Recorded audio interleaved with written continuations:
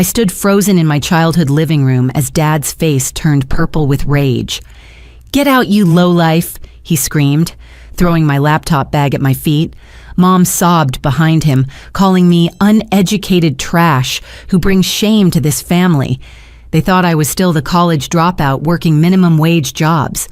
They had no idea about my software company, the $20 million in revenue, or the beach house in Florida. I picked up my bag, said, "Okay," and walked out forever. 5 years before that devastating night, I sat cross-legged on my Stanford dorm room floor, surrounded by computer parts and half-eaten pizza slices.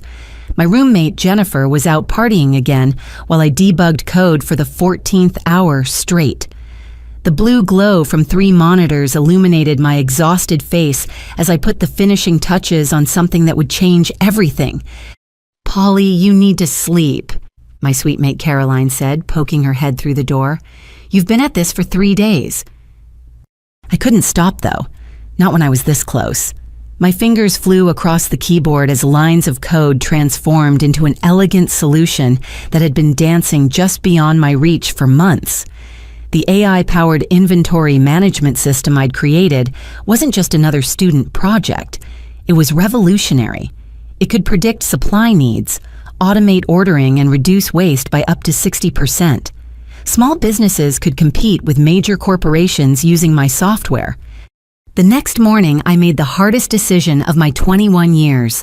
I walked into my advisor's office and withdrew from Stanford University. Dr. Peterson's disappointment was nothing compared to what awaited me at home. "You're throwing your life away." My father Frank's voice shook our modest 2-story house in Sacramento. His calloused hands, worn from 30 years of running, Sullivan's Hardware slammed down on our kitchen table. "We sacrificed everything for your education." My mother Grace sat at the table, tears streaming down her librarian's carefully composed face. "What will people think? What do I tell the other mothers at church? That my daughter is a quitter?" "I'm not quitting," I tried to explain, clutching my laptop like a lifeline. "I've created something incredible. This software could help thousands of businesses like Dad's store." Frank's face darkened. "Don't you dare compare your computer games to real work. I built this family's foundation with these hands, not by staring at screens. You're ungrateful, selfish, and you're breaking your mother's heart." The silence that followed was deafening. My younger brother Marcus smirked from the doorway, adjusting his business school polo shirt.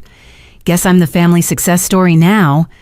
I retreated to my childhood bedroom, the weight of their disapproval crushing.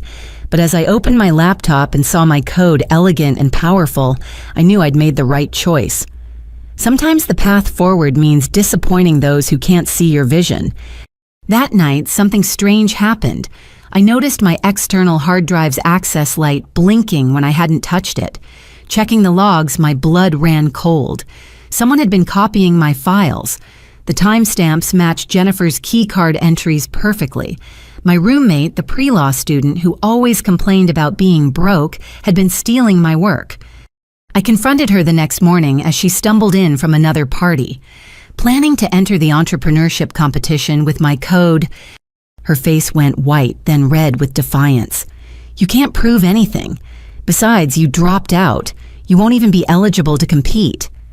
I already submitted copies to the patent office. I lied smoothly, watching her eyes widen. "Try to use any of it and you'll face legal consequences." She moved out that afternoon, leaving me alone with my decision and a future that suddenly seemed both terrifying and limitless. My studio apartment in San Jose was 300 square feet of pure determination. Water stains decorated the ceiling like abstract art, and the radiator clanged loud enough to wake the dead. But it was mine. More importantly, it was cheap enough that I could afford it while juggling 3 minimum wage jobs. Mornings started at 4:30 sharp. I'd code for 2 hours before catching the bus to my first job at a local bakery. The owner, Mrs. Chen, never asked why a Stanford dropout was frosting cupcakes, and I appreciated her silence. From there, I'd rush to my afternoon shift at a call center, then finish with a closing shift at a 24-hour gym. "You look terrible." My coworker at the gym. David commented one night as I dozed off while wiping down equipment. "When do you sleep?" "Sleep is for people without dreams," I mumbled, forcing myself to stay upright. The truth was, I slept maybe 4 hours on good nights. Every spare moment went into refining my software. I taught myself business through YouTube videos, learned about incorporation from library books, and figured out marketing by studying successful companies online. Ramen became my primary food group, supplemented by day-old bakery items Mrs. Chen secretly saved for me. My family had made their position clear: no contact unless I came to my senses and returned to school. The only updates I received came through my cousin Sarah's occasional texts. Marcus had landed an investment banking internship. My parents bragged about him at every family gathering. My empty chair at holidays spoke volumes about their disappointment. The loneliness was crushing. Some nights I'd stare at my phone thumb hovering over Dad's number. But then I'd remember his words, see the disgust in his eyes, and I'd channel that pain into code instead. Everything changed on a rainy Thursday evening. I'd sent out my 500th pitch email that week, my eyes burning from exhaustion. Most went unanswered. The few responses I received were polite rejections. But as I was about to close my laptop, a new email appeared. "Interesting proposal. Let's meet. Richard Blackstone, Blackstone Ventures." My hands shook as I Googled him. Richard Blackstone was Silicon Valley royalty, a venture capitalist who'd turned dozen startups into billion-dollar companies. Why was he interested in my pitch? The meeting was scheduled for the following Tuesday at his office in Palo Alto. I spent my last $40 on a secondhand blazer from Goodwill and practiced my presentation until I could recite it backwards.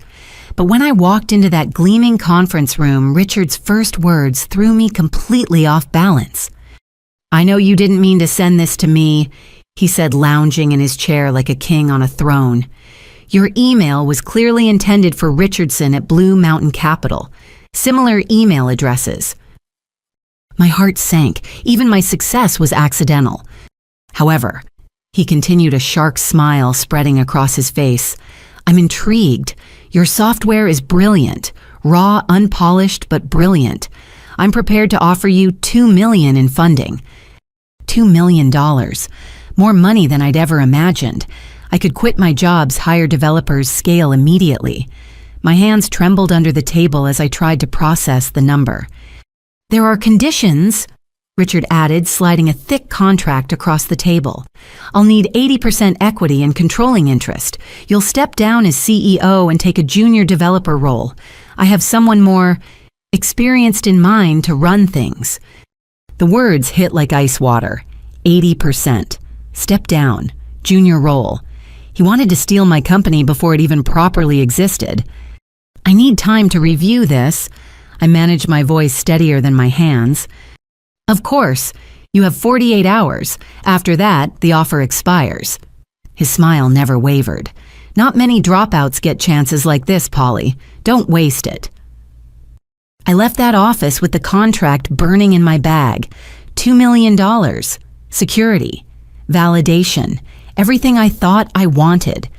But as I sat in my tiny apartment that night, reading through pages of legal jargon designed to strip me of everything I'd built, I made my second life-changing decision. I was going to do this alone. Rejecting Richard Blackstone's offer felt like jumping off a cliff without checking for a parachute first. But sometimes the scariest decisions lead to the greatest rewards. I sent a polite email declining his generous proposal and immediately threw myself into bootstrapping my company. "You turned down $2 million, David asked incredulously during our shift at the gym. "Are you insane?" Maybe I was, but I'd rather own 100% of something small than 20% of someone else's vision. With renewed determination, I refined my cold calling strategy. Instead of casting a wide net, I researched specific pain points for mid-sized retail businesses. I studied their quarterly reports, found their inefficiencies, and tailored each pitch to solve their exact problems. Call number 473 changed everything. Margaret Winters, CEO of a regional sporting goods chain, actually listened to my entire pitch. We're hemorrhaging money on inventory mismanagement, she admitted. Our current system is from the Stone Age. How quickly can you implement? 2 weeks for the pilot program. I promised, my heart racing. If you're not satisfied after 30 days, full refund. No refund needed, Margaret said. If this works, I want exclusive access for 6 months before you sell to my competitors. The contract was worth $1.2 million for the first year. I sat in my apartment staring at the signed agreement, tears streaming down my face. All those rejections, all those 16-hour days, all that ramen, it had led to this moment. I hired my first 2 employees within a week. Amit, a brilliant back-end developer who'd been laid off from a major tech company, and Rosa, a UI designer who believed in the vision enough to take a pay cut. We worked out of a tiny office in Palo Alto that was really just a converted storage unit, but it was ours. Polly, you need to see this. Rosa called out one afternoon, her voice tight with concern. She'd been researching our market competitors. Sullivan's Hardware in Sacramento, isn't that? My father's store filled the screen. The local news article detailed their struggles against Big Mart's new location. Sales down 40%, staff reduced by half. Longtime customers apologizing as they chose cheaper prices over loyalty. That night, I created a shell company called NorCal Business Solutions and placed an order for $50,000 worth of inventory from Sullivan's Hardware. The items would be donated to local schools and community centers. It was just profitable enough to keep them afloat without raising suspicions. Large order came in today. I overheard Dad telling someone on the phone when I called, pretending to be a wrong number just to hear his voice. Some company buying bulk supplies monthly now. Might just survive this Big Mart situation after all. The relief in his voice made every sacrifice worth it. I set up automatic monthly orders carefully calculated to supplement their income without seeming suspicious. My parents might have cut me off, but I wouldn't let them lose everything they'd built. Success came faster than expected. Margaret's glowing recommendation opened doors I couldn't have imagined. By month 6, we had 12 major clients. Revenue projections showed $2.5 million by year's end. I moved to a slightly larger apartment, 500 square feet of luxury, and bought myself a reliable used Honda. We should celebrate, Amit suggested after landing our biggest client yet. You've built something incredible here. But celebrating felt premature. Late at night, I'd still check my father's store's website, making sure they were staying afloat. I'd scroll through Grace's Facebook, seeing her library events, noticing the stress lines deepening around her eyes. Marcus posted constantly about his banking success, each update more boastful than the last. And there I was, invisible to them, succeeding beyond their wildest dreams. The real test came when a reporter from TechCrunch reached out for a feature story on Silicon Valley's hidden gems. My first instinct was to decline. What if my family saw it? But Amit convinced me that press coverage would accelerate our growth. Just use your professional name, Rosa suggested. Polyas, keep it mysterious. The article ran with a silhouetted photo and no personal details. It focused on the technology and business model, not my background. But as I read my words in print describing our journey and vision, I felt a shift. I wasn't hiding anymore. I was protecting my peace while building my empire. You know what the best part is? Amit asked after our newest client implementation went flawlessly. What? I replied, reviewing our financial projections that showed clear profit margins. You did this without compromising. No venture capital vultures, no equity sacrifices, just pure determination and brilliant code. He was right. But the cost of that independence was measured in more than just sleepless nights and cheap noodles. It was measured in empty chairs at Christmas dinner and a father's voice I only heard through secretly recorded wrong numbers. Still, as I approved another anonymous order to Sullivan's Hardware, I knew I'd chosen correctly. Some victories are sweeter when no one's watching. Some successes matter more when they're built on your own terms.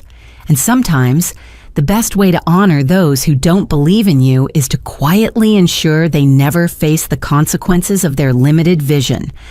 Thanksgiving arrived like a test I hadn't studied for, bringing with it an invitation I couldn't refuse. Cousin Sarah's wedding had given me an excuse to miss last year's gathering, but this time Aunt Martha called directly. "Your mother needs you there," she said, her tone suggesting this wasn't a request. "It's been 2 years, Polly. Time to stop this nonsense." I stood before my closet in my San Jose apartment, selecting clothes carefully. Nothing too nice, that would raise questions, but nothing too shabby either. I had some pride left. I settled on a simple sweater and slacks from Target, the kind of outfit that screamed, trying but struggling. The drive to Sacramento felt both endless and too short. My Honda's dashboard displayed success metrics from our latest client implementation, while I mentally prepared for 3 hours of judgment disguised as concern. I parked down the street, not wanting questions about my reliable car when I was supposed to be failing. Polly. My mother's embrace was stiff, formal, like hugging a distant acquaintance. "You look thin." "Working a lot," I replied, which wasn't a lie. The house smelled of turkey and disappointment. Everything was exactly as I'd left it. The same faded curtains, the same family photos where my graduation pictures had been quietly removed, the same judgment hanging in the air like fog. "Still doing your computer thing?" Uncle Robert asked, carving turkey with the authority of a man who'd never missed a family gathering. "Something like that," I mumbled, accepting a plate piled high with food I was too anxious to eat. Marcus held court at the adult table, now regaling everyone with stories from Goldman Sachs. "Just closed a $10 million deal," he boasted, accepting congratulations like a king receiving tribute. "The partners are fast-tracking me for promotion." "See," Dad said, not quite looking at me, "that's what real education gets you: stability, respect, a future." I pushed mashed potatoes around my plate while Cousin Jessica discussed her pediatric residency, and Cousin Brian detailed his promotion at Microsoft. Each success story felt like another nail in the coffin of my family's respect for me. "And what exactly are you doing these days, Polly?" Aunt Martha's question cut through the chatter like a blade. "Your mother mentioned something about multiple jobs." "I'm in tech," I said simply. "Oh, like customer service?" She nodded sympathetically. "Well, someone has to answer those calls, though I'm sure you regret not finishing your degree now." Grace interjected quickly. "She's exploring her options. Aren't you, sweetheart? It's never too late to go back to school." The conversation shifted to Jessica's upcoming wedding, and I became invisible again. But invisibility granted observation privileges. I watched Marcus pour his 4th glass of wine before dinner ended, noticed how his laugh was too loud, his stories too polished, his phone constantly buzzing with messages he'd check with increasing anxiety. I should help with dishes.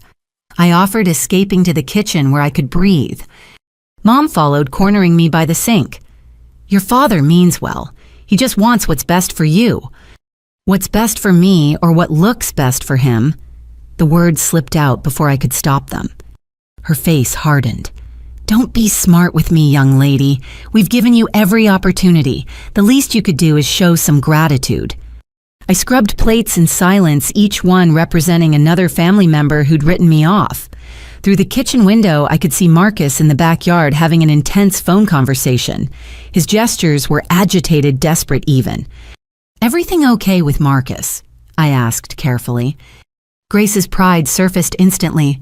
"Of course he's doing wonderfully. Unlike some people, he appreciates his advantages."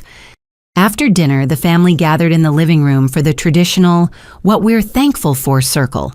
Each person shared their gratitude for health, success, family unity. When my turn came, 20 pairs of eyes turned toward me with varying degrees of pity and curiosity. "I'm thankful for the chance to forge my own path," I said quietly, "and for hard lessons that teach us who we really are." Dad's scoff was audible. "Lessons? Is that what we're calling failure now?" "Frank," Mom warned, but he was already building steam. "No, Grace. She needs to hear this. We're not doing her any favors by pretending her lifestyle is acceptable. When I was her age, I'd already bought my first delivery truck, married, your mother had a business plan." When you were my age, I countered, surprising myself with my steady voice. A college degree wasn't required for every entry-level position, houses didn't cost 15 times the median salary, and building a business didn't require competing with global corporations. Silence fell like a hammer. Uncle Robert cleared his throat. Aunt Martha clutched her pearls. Marcus chose that moment to stumble back inside his phone call, finished, but his distress obvious. "Who wants pie?" Mom chirped desperately. I lasted another hour nibbling dessert while cousins discussed vacation plans I'd never be invited to join. As I prepared to leave, Dad pulled me aside in the hallway. "I heard Sullivan's Hardware is struggling," I said softly. "Big Mart's really hurting local businesses." His face flushed. "We're managing fine. Not that it's your concern anymore. If you ever needed—" "What computer help?" His laugh was bitter. "That's your solution to everything, isn't it? Maybe if you'd studied business instead of playing with code, you'd understand real work." I left with a Tupperware container of leftovers I'd throw away and promises to stay in touch that everyone knew were lies. But as I drove back to San Jose, something felt different. I'd expected their rejection to hurt more. Instead, I felt free. My phone buzzed with a text from Rosa. "Client loved the new feature. They want to expand to all locations. You're a genius." I smiled, merging onto the highway. My family was thankful for their illusions of success and stability. But I was thankful for something else entirely, the strength to build something real, even if I had to do it alone. And if they couldn't see my worth now when I was anonymously keeping their dreams afloat, perhaps they never would. The realization should have been devastating. Instead, it was liberating. Some bridges are meant to burn. Some distances are necessary for growth. And some successes are sweeter when they're yours alone. That night, I increased the monthly orders to Sullivan's Hardware by 20%. Not out of guilt or obligation, but because success meant being able to help without needing credit. Even if they never knew, even if they never cared, I'd keep them afloat. Because that's what real family does, even when family forgets what's real. The coffee shop on University Avenue was meant to be neutral ground. Marcus had texted me through LinkedIn, of all places, probably the only platform where he could find me after I'd blocked the family on everything else. His message was brief. "Need to talk. Please. It's important." 6 months had passed since that Thanksgiving disaster. My company had just closed Series A funding, $5 million from a group of angel investors who actually respected my vision and expertise.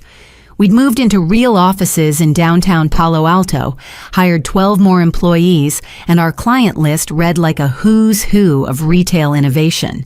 But none of that mattered as I sat across from my younger brother, noting how his designer suit couldn't hide the desperation in his eyes.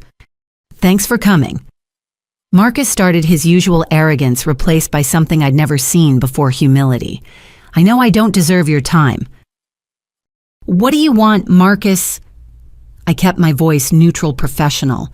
This wasn't a sister meeting her brother. This was a CEO protecting her company. He fidgeted with his platinum watch, a Goldman Sachs signing bonus he'd flaunted all over social media. "I need help. Financial help."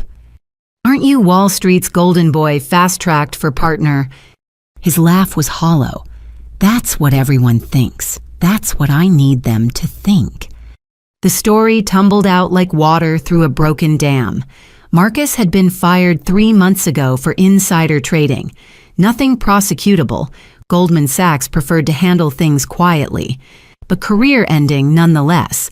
He'd been pretending to go to work every day, sitting in public libraries in his suit, maintaining the facade while his savings evaporated. I've applied everywhere. The moment they call Goldman for references, I'm done. Blacklisted. $48,000 in student loans, rent on an apartment I can't afford, and Mom keeps asking when I'm buying a house like Cousin Brian. "Why come to me?" I asked, though I already knew. "Because you're the only one who actually made it out," he admitted. "I know about your company, Polly. Not from the family. They still think you're answering phones somewhere. But I Googled you after that TechCrunch article. Quantum Logic Solutions. $20 million valuation. You built that from nothing. Part of me wanted to savor this moment, the golden child admitting defeat to the family disappointment. But looking at my brother's sunken eyes and trembling hands, all I felt was sadness for the waste of it all. How much do you need? $50,000, just to clear debts and start fresh. I'll pay you back, I swear. I've been learning to code thinking maybe tech is where I should have been all along. I pulled out my phone and initiated a wire transfer before I could second-guess myself. $50,000, no payback needed. Consider it a graduation gift I never gave you. Tears actually formed in Marcus's eyes. Polly, Thank you. I'll tell them. Mom and Dad. I'll tell them everything. About my situation, about your success. They should know what you've accomplished. That's not necessary, I said, but he was already shaking his head. It is. They've been so unfair to you. Let me at least try to make this right. We parted with the first genuine hug we'd shared since childhood. For a brief moment, I allowed myself to hope. Maybe Marcus could be the bridge to reconnection. Maybe the family could finally see me for who I was, not who they'd decided I should be. That hope lasted exactly 1 week. Polly, Amit's voice was unusually tense when he called me into our conference room. We have a situation. Security footage filled the screen. Our building's cameras had captured someone entering with a cloned keycard at 2 a.m. The figure was careful to avoid showing their face, but I recognized the watch. The same platinum Goldman Sachs watch Marcus couldn't stop fidgeting with. He accessed our client database. Rosa added her face grim. Downloaded financial records contact lists, even our proprietary code. The digital footprints are all over the servers. My hands shook as I reviewed the evidence. Multiple visits over 3 nights. Systematic copying of everything that made our company valuable. Everything a competitor would pay top dollar to acquire. There's more, Amit said quietly. We intercepted an email. He's been shopping our information to our biggest competitors, bidding war style. The betrayal cut deeper than any family rejection. I'd handed him salvation, and he'd used it to map our vulnerabilities. But worse was yet to come. That afternoon, chaos erupted. My parents arrived at our office building with 2 police officers in tow. Dad's face was purple with rage, while Mom clutched his arm, tears streaming down her face. There she is, Frank pointed at me through the glass doors, running her criminal operation in broad daylight. My employees froze watching this surreal scene unfold. I stepped outside, keeping my voice calm despite my racing heart. What's going on? Don't play innocent, Dad snarled. Marcus told us everything. The illegal downloads, the corporate espionage, how you're stealing from legitimate businesses, hacking into their systems. The police officers looked supremely uncomfortable. Ma'am, we received a report of cyber criminal activity at this address. The older one said apologetically. We need to ask you some questions. Of course, I replied smoothly. Would you like to see our business licenses, our client contracts, our awards from the California Innovation Council? As I led them through our offices, explaining our legitimate operations to increasingly embarrassed officers, the truth crystallized. Marcus hadn't just stolen our data, he'd crafted an elaborate lie to poison our parents against me further. Probably to justify why he suddenly had money again, or to cover his tracks if his theft was discovered. This is clearly a misunderstanding, the younger officer concluded after reviewing our paperwork. Family dispute, not criminal matter. We apologize for the disruption. But my parents weren't finished. As the police left, Frank turned on me with years of accumulated disappointment blazing in his eyes. Look at you, he spat. Lying to police now, too, Marcus saw the evidence. You're nothing but a thief hiding behind fancy offices. The only thief here is Marcus, I said quietly. Check your security footage from last week if you don't believe me. Mom gasped. How dare you accuse your brother? He's successful, respected. You're just jealous because he made something of himself while you dropped out and became this. I could have shown them evidence. Could have pulled up the security footage right there displayed Marcus's betrayal in high definition. But looking at their faces, so convinced of my guilt, so proud of their criminal son, I realized no amount of proof would matter. They'd chosen their truth long ago. "You need to leave now," I said firmly. "This is a place of business." "Hiding behind your stolen money," Dad sneered. "We know you've been sending anonymous payments to the store. What is it, guilt money? Trying to wash your dirty earnings through our legitimate business?" The fact that he'd discovered my help and twisted it into something shameful was the final straw. Every month I'd kept them afloat, and they'd transformed even that into evidence of my supposed crimes. "Those payments end today," I said coldly. "And if Marcus comes near this building again, I'll press charges for corporate espionage. Now leave, or I'll have security escort you out." The look of shock on their faces as security guards appeared was almost worth the public humiliation. They left hurling threats about lawyers and justice, while my employees pretended not to stare. Back in my office, I sat in stunned silence. Rosa knocked gently before entering. "We've changed all the key cards and passwords," she reported. "Legal is preparing cease and desist letters for any company that might have bought our data." "Thanks," I managed, my voice hollow. "For what it's worth," she added softly, "anyone can see you built this legitimately. Your family. They're fools not to recognize what you've accomplished." After she left, I pulled up the back end of our anonymous payment system. With 3 clicks, I canceled all future orders to Sullivan's Hardware. The screen confirmed, "Recurring payment terminated." Then I did something I should have done years ago. I blocked every family member's number, email, and social media. If they wanted to believe Marcus's lies, if they preferred their criminal son to their successful daughter, then they could live with those choices. But first, I had a company to protect. We spent the next week implementing new security measures, filing police reports for the theft, and reaching out to clients to assure them their data was safe. Most were understanding. A few were even impressed by how we handled the crisis. "You know what the silver lining is?" Ahmed asked during our crisis management meeting. "There's a silver lining to family betrayal and public humiliation. Now you're completely free," he said simply. "No more anonymous payments draining profits. No more emotional energy wasted on people who don't deserve it. Just you, this company, and a $20 million valuation that's about to go much higher." He was right, but that didn't make the betrayal sting less. I'd offered Marcus redemption, and he'd chosen destruction. I'd tried to save my family's business, and they'd accused me of being a criminal. Some lessons come at too high a price. Some bridges don't just burn, they explode. And sometimes the people who share your blood are the most dangerous to your dreams. But as I looked around my legitimate office at my dedicated team, at the awards on our walls, and the clients who believed in us, I realized something. Marcus might have stolen our data, but he couldn't steal what mattered. The vision, the determination, the ability to build something from nothing. Those were mine alone. And if my family preferred comfortable lies to uncomfortable truths, then they'd made their choice. Now it was time to live with the consequences. The police station's fluorescent lights made everything look washed out and tired, but nothing compared to the exhaustion I felt watching my parents realize their mistake. Officer Chen, the lead investigator, had just finished explaining that not only was my company legitimate, but that they'd potentially aided someone in corporate espionage by creating a distraction during Marcus's theft. "Your daughter runs one of the most innovative tech companies in Silicon Valley," Officer Chen said patiently. "We verified all licenses, contracts, and operations.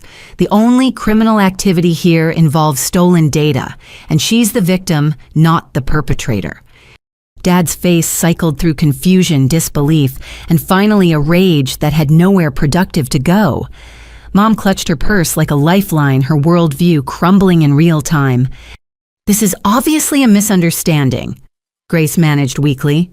"Marcus said he showed us evidence." "Ma'am, spreading false reports about criminal activity is a serious matter," Officer Chen warned. "Your daughter could press charges for harassment and defamation." "I won't be doing that," I interjected calmly. "I just want this to end." We left the station in strained silence. My employees had handled the disruption professionally, but I could feel their curious glances as we returned to the office. In our glass-walled conference room, my parents finally saw what I'd built: 23 employees working diligently, walls covered with industry awards and client testimonials, monitors displaying real-time analytics from Fortune 500 companies using our software. "This is all yours," Mom whispered, taking in the scope of it all. "Built from scratch," I confirmed. "No venture capital control, no family money, just code determination and about 1,000 packages of ramen." What happened next shocked everyone, including my employees, who were pretending not to watch through the glass walls. Instead of pride or congratulations, Frank's face contorted with enrage I'd never seen before. "You hid this from us," he roared, slamming his fist on our expensive conference table. "All these years letting us worry, letting us think you were failing and you were here building this empire behind our backs. I tried to tell you at Thanksgiving." "Lies." He cut me off. "Just like the anonymous orders. Oh yes, I figured that out. NorCal Business Solutions. You think I'm stupid. You've been playing puppet master, pulling strings, making us dance for your amusement." Rosa knocked urgently. "Polly, should I call security?" "Give us 5 minutes," I said, though I wasn't sure why I was extending even that courtesy.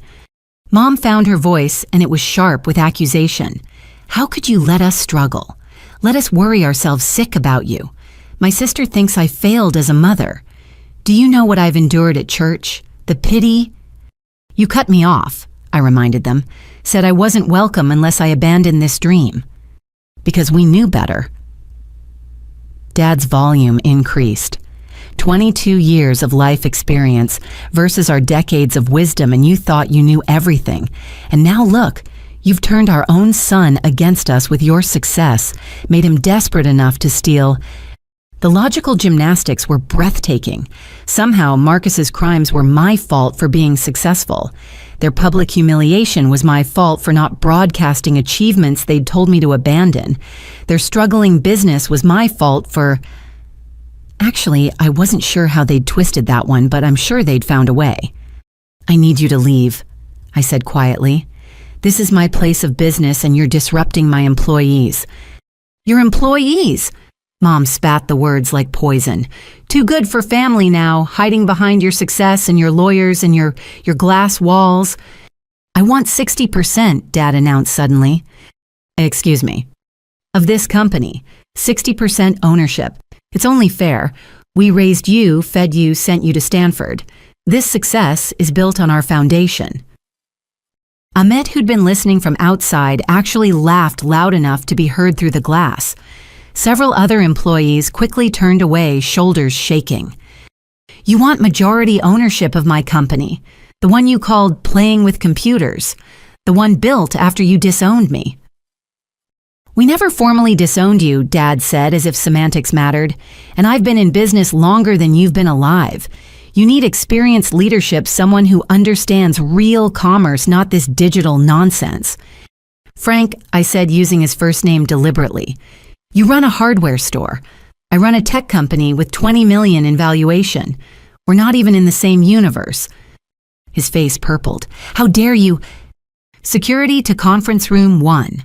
I said into the intercom, finally done with this circus. As 2 guards appeared, Mom made one last desperate play. "We'll tell everyone, every family member, every friend, every person in Sacramento will know how you treated your parents. Tell them," I said simply. "Tell them I built a multi-million-dollar company while you called me trash. Tell them I tried to save your business anonymously while you accused me of crimes. Tell them everything. See who looks worse in that story." The security guards escorted them out, Dad shouting about lawyers and family obligation, while Mom wept dramatically for the benefit of onlookers. The office was silent after they left, everyone suddenly very interested in their screens. I sat in the empty conference room staring at the awards on the walls. Best Innovation in Retail Technology, Forbes 30 Under 30 nominee, Central Valley Entrepreneur of the Year. None of it had been enough to earn their respect. Nothing ever would be. "You okay?" Rosa asked, bringing me a cup of tea I didn't remember requesting. Did that really just happen? Did my father demand 60% of our company? While your mother accused you of being too successful, Amit added, joining us. It was like watching a masterclass in narcissistic parenting. The security footage is saved, Rosa said gently, in case you need it for legal purposes. But I was done with legal battles, family drama, and trying to prove my worth to people who'd already decided my value. That evening, I called an all-hands meeting. I owe you all an apology for today's disruption. I began facing my team. Family complications should never enter our workspace. Are you kidding? Called out James from development. That was the most entertaining lunch hour we've ever had. Your dad demanding 60% legendary. Laughter rippled through the room, breaking the tension. But seriously, I continued, this company is built on merit, innovation, and mutual respect. Those values don't change based on DNA or last names. We're the family we choose, and I choose all of you. The applause was genuine, warming something in my chest that my biological family had frozen solid. Later, as the office emptied and I worked alone in the quiet, I reviewed our accounts. The recurring payment to Sullivan's Hardware was gone, a monthly reminder removed. Their last statement showed inventory piling up, sales declining without their mystery buyer. Part of me ached for the man who'd taught me to use a hammer, who'd carried me on his shoulders through that same store. But that man had chosen pride over love, control over connection. And the woman sobbing about church reputation had picked appearances over her daughter's achievements. Working late again. David from the gym had started working for us, heading up facilities. Want me to grab you dinner? I'm good, thanks. Just wrapping up some old business. He paused at the door. For what it's worth, we all think you handled that incredibly well. My parents disowned me for being gay. I know how much family rejection burns. Does it get easier? Different, he said after thinking. The pain transforms into something else. Freedom, maybe. Or just acceptance that some people's love comes with terms and conditions we can't meet. After he left, I pulled up Marcus's LinkedIn. Already updated with a vague consulting role, no mention of Goldman Sachs. The $50,000 I'd given him had probably bought that fiction. I wondered if he felt any guilt if stealing from his sister registered as wrong in whatever moral framework he'd built. My phone buzzed with a text from an unknown number. I almost deleted it, then recognized Uncle Robert's area code. Your parents are telling everyone you've lost your mind with success. Martha's organizing a prayer circle. Just thought you should know the narrative they're spinning. I deleted the message without responding. Let them pray, let them gossip, let them create whatever story helped them sleep at night. I had a company to run, innovations to develop, and a life to live without their approval or acknowledgement. Success, I was learning, wasn't just about building something from nothing. It was about surviving the people who'd rather see you fail than admit they were wrong. And if that meant being the villain in their story while being the hero in my own, I could live with that plot twist. The office was peaceful in the evening light, San Francisco's skyline glittering through our windows. Somewhere in Sacramento, my parents were probably rallying the family troops, painting me as the ungrateful daughter who'd hidden her success out of spite. Let them. I had work to do, and for the first time in my life, I felt truly free to do it. Following my parents home had been a mistake. I knew it the moment I parked outside the modest 2-story house where I'd learned to ride a bike, where I'd coded my first program in the basement, where dreams went to die under the weight of practical expectations. But something masochistic in me needed to try one more time.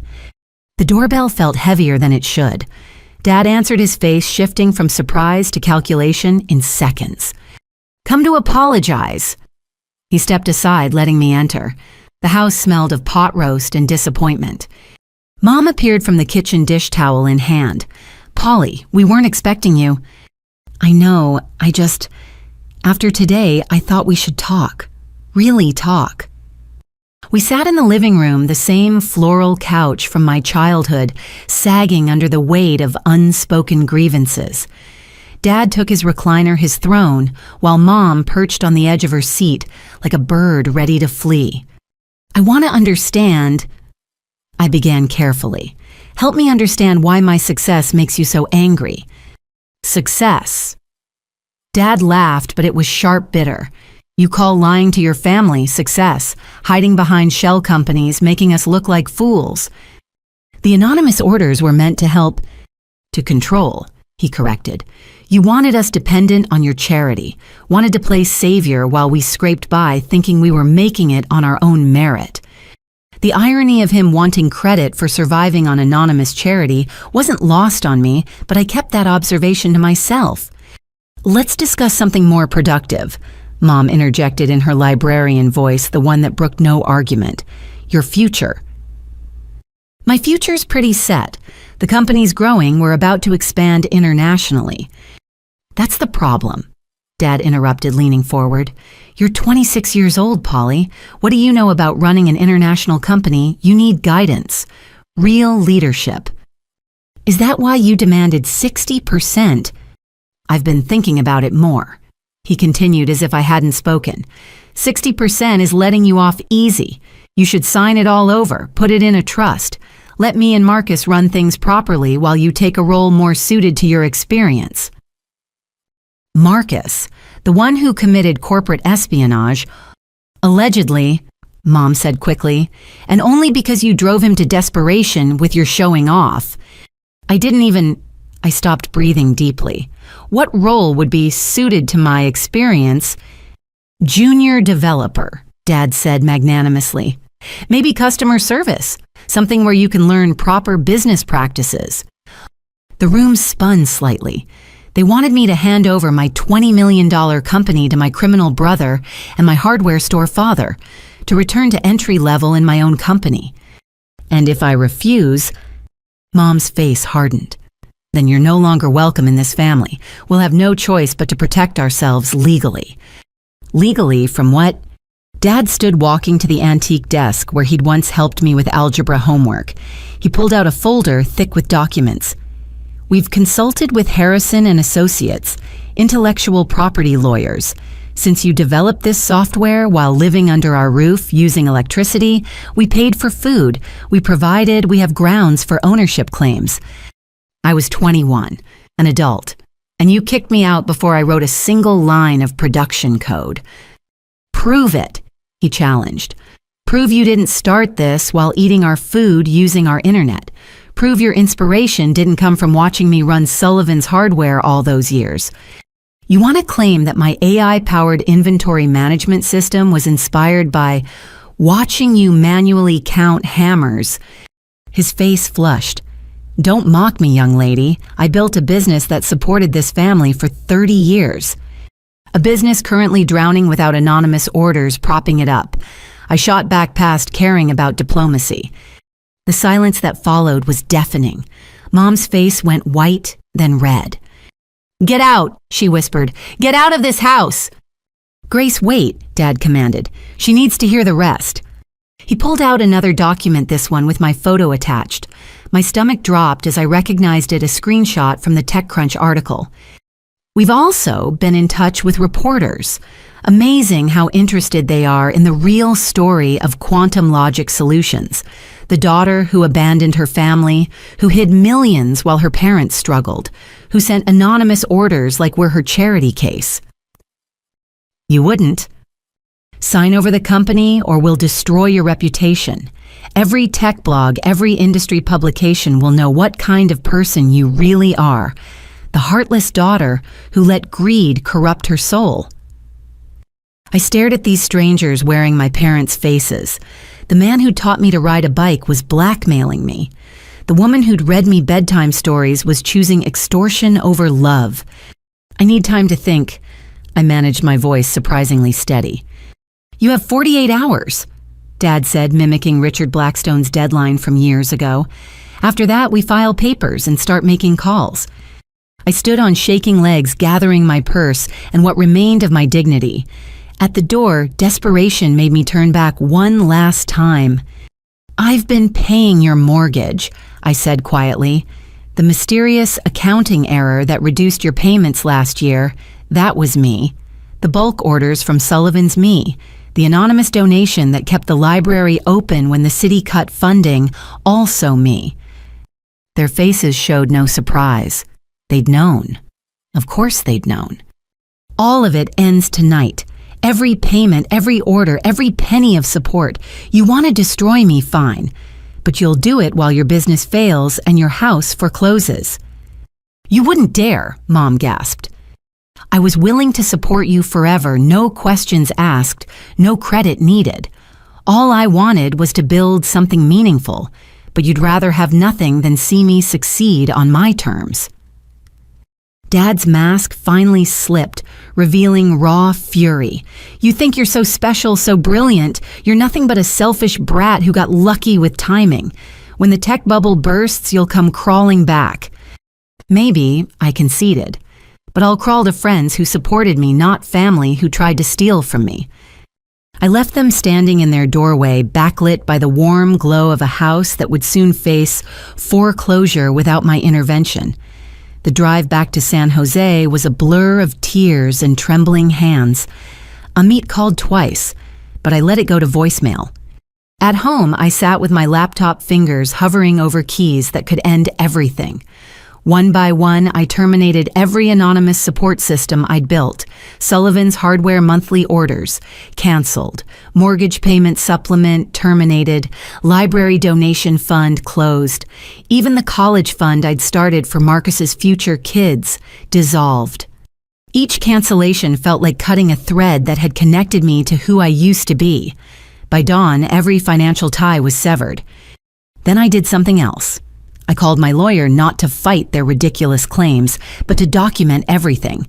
The timeline of my company's development all after they'd kicked me out the theft by Marcus criminal charges, now definitely being filed, and their attempt at extortion recorded on my phone, though they didn't know that.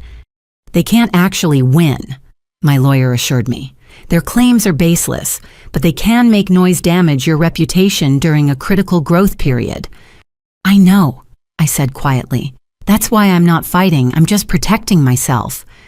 The 48 hours passed in a haze of legal prep and company damage control. When the deadline came and went without my capitulation, true to their word, my parents acted. But I was ready. For every twisted story they tried to plant, I had documentation.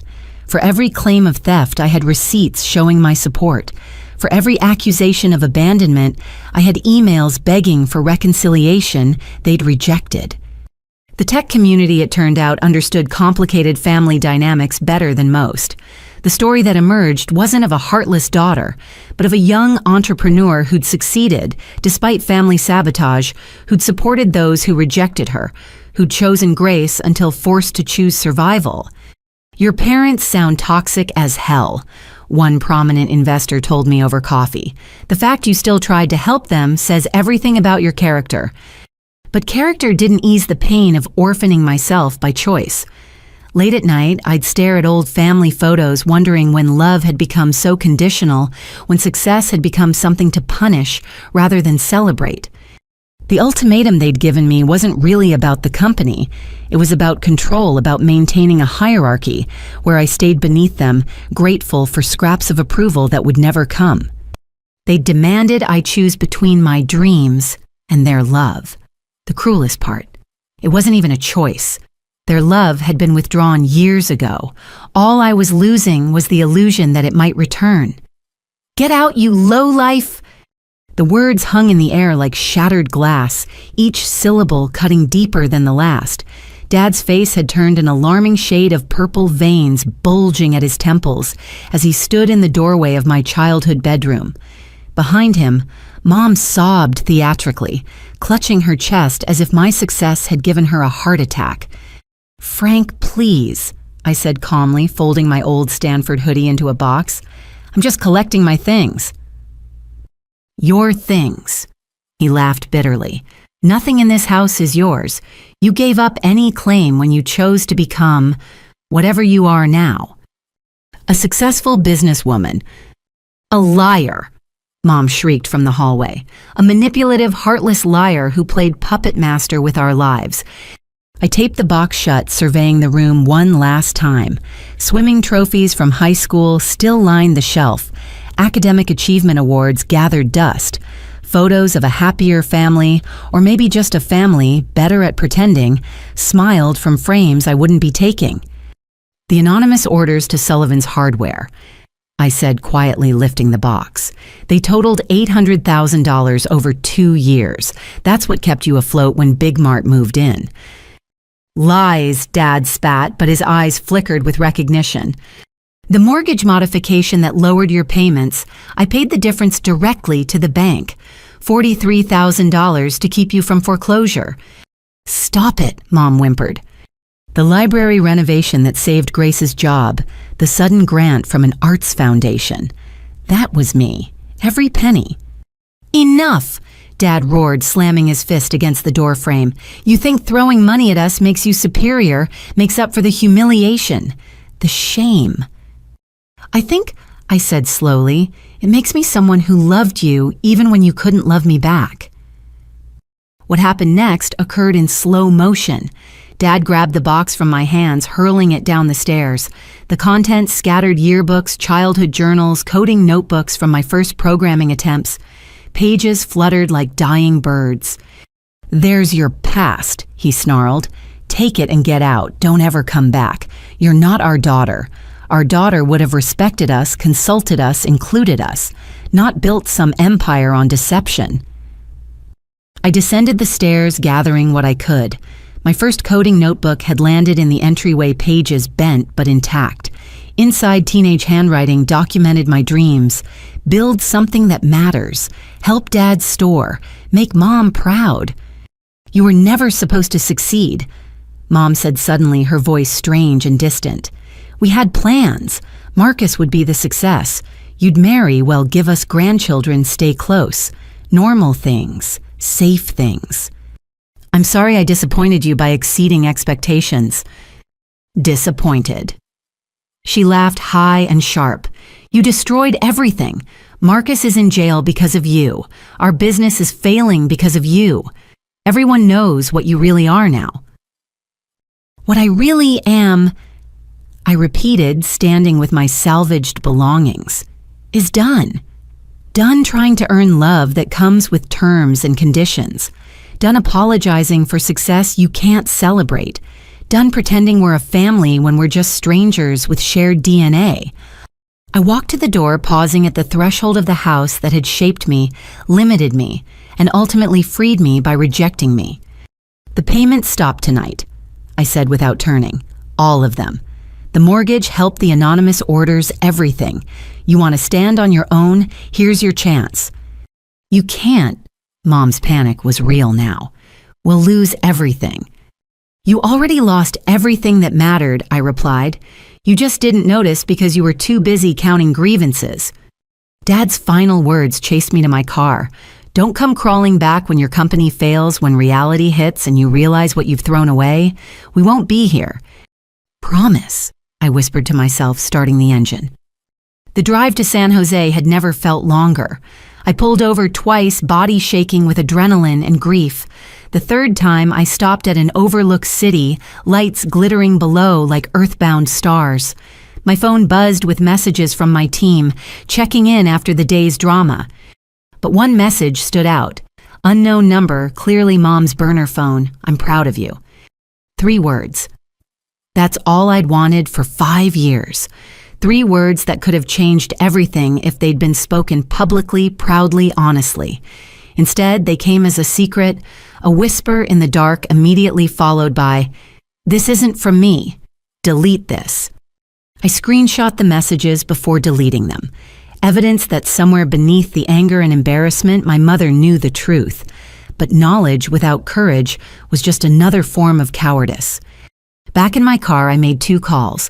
First to my accountant, confirming all family-related payments were terminated. Second to Rosa. "Hey boss, you okay? Amit told us about the lawyer situation." "I need you to do something for me," I said, voice steadier than I felt. book movers for tomorrow. I want everything from my apartment relocated to storage, and find me a realtor in Florida. Florida like vacation, Florida. Like New Life, Florida. I've been looking at properties in Naples, beach houses, fresh start territory. But the company goes remote. We've proven it works. I'll fly back for critical meetings, but I need distance. From your family. From ghosts, I corrected. From the temptation to drive past their house, check their business records, keep rescuing people who see me as the villain. Rosa was quiet for a moment. My mom kicked me out for dating women. I moved to Portland for 3 years. Best decision I ever made. Did you reconcile? On my terms after she did the work, but the distance that saved me. Gave me room to become who I was meant to be without daily reminders of who they needed me to be. After we hung up, I sat in darkness, city lights blurring through tears. I finally let fall.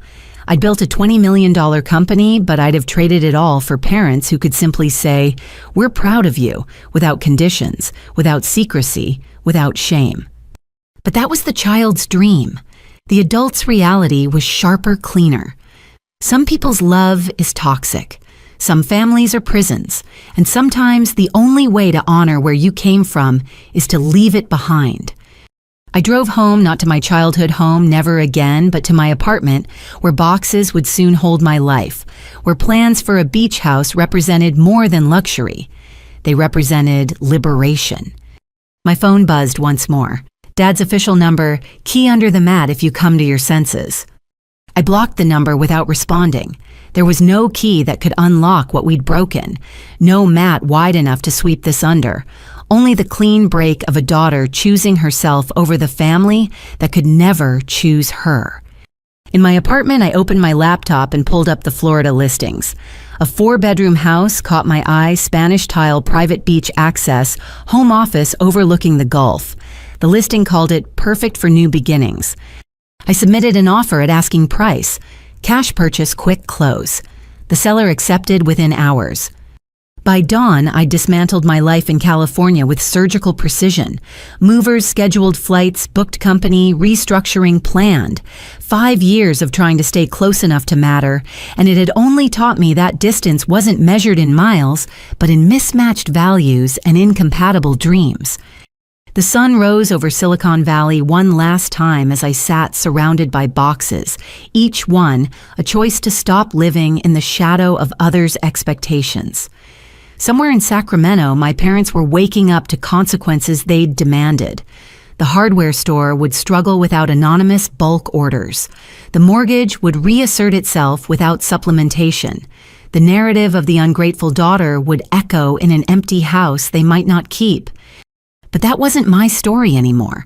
My story was sunrise over ocean waves, building a business without apology, creating a life without permission.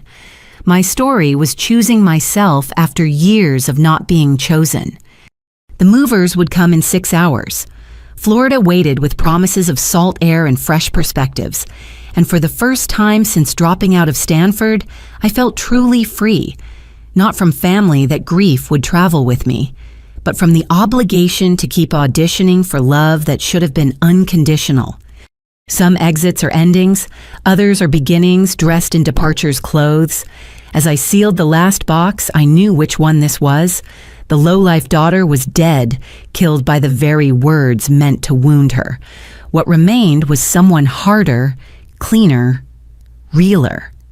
Someone who'd learned that sometimes the greatest act of love is walking away from those who can only love you, broken small and begging for acceptance that will never come.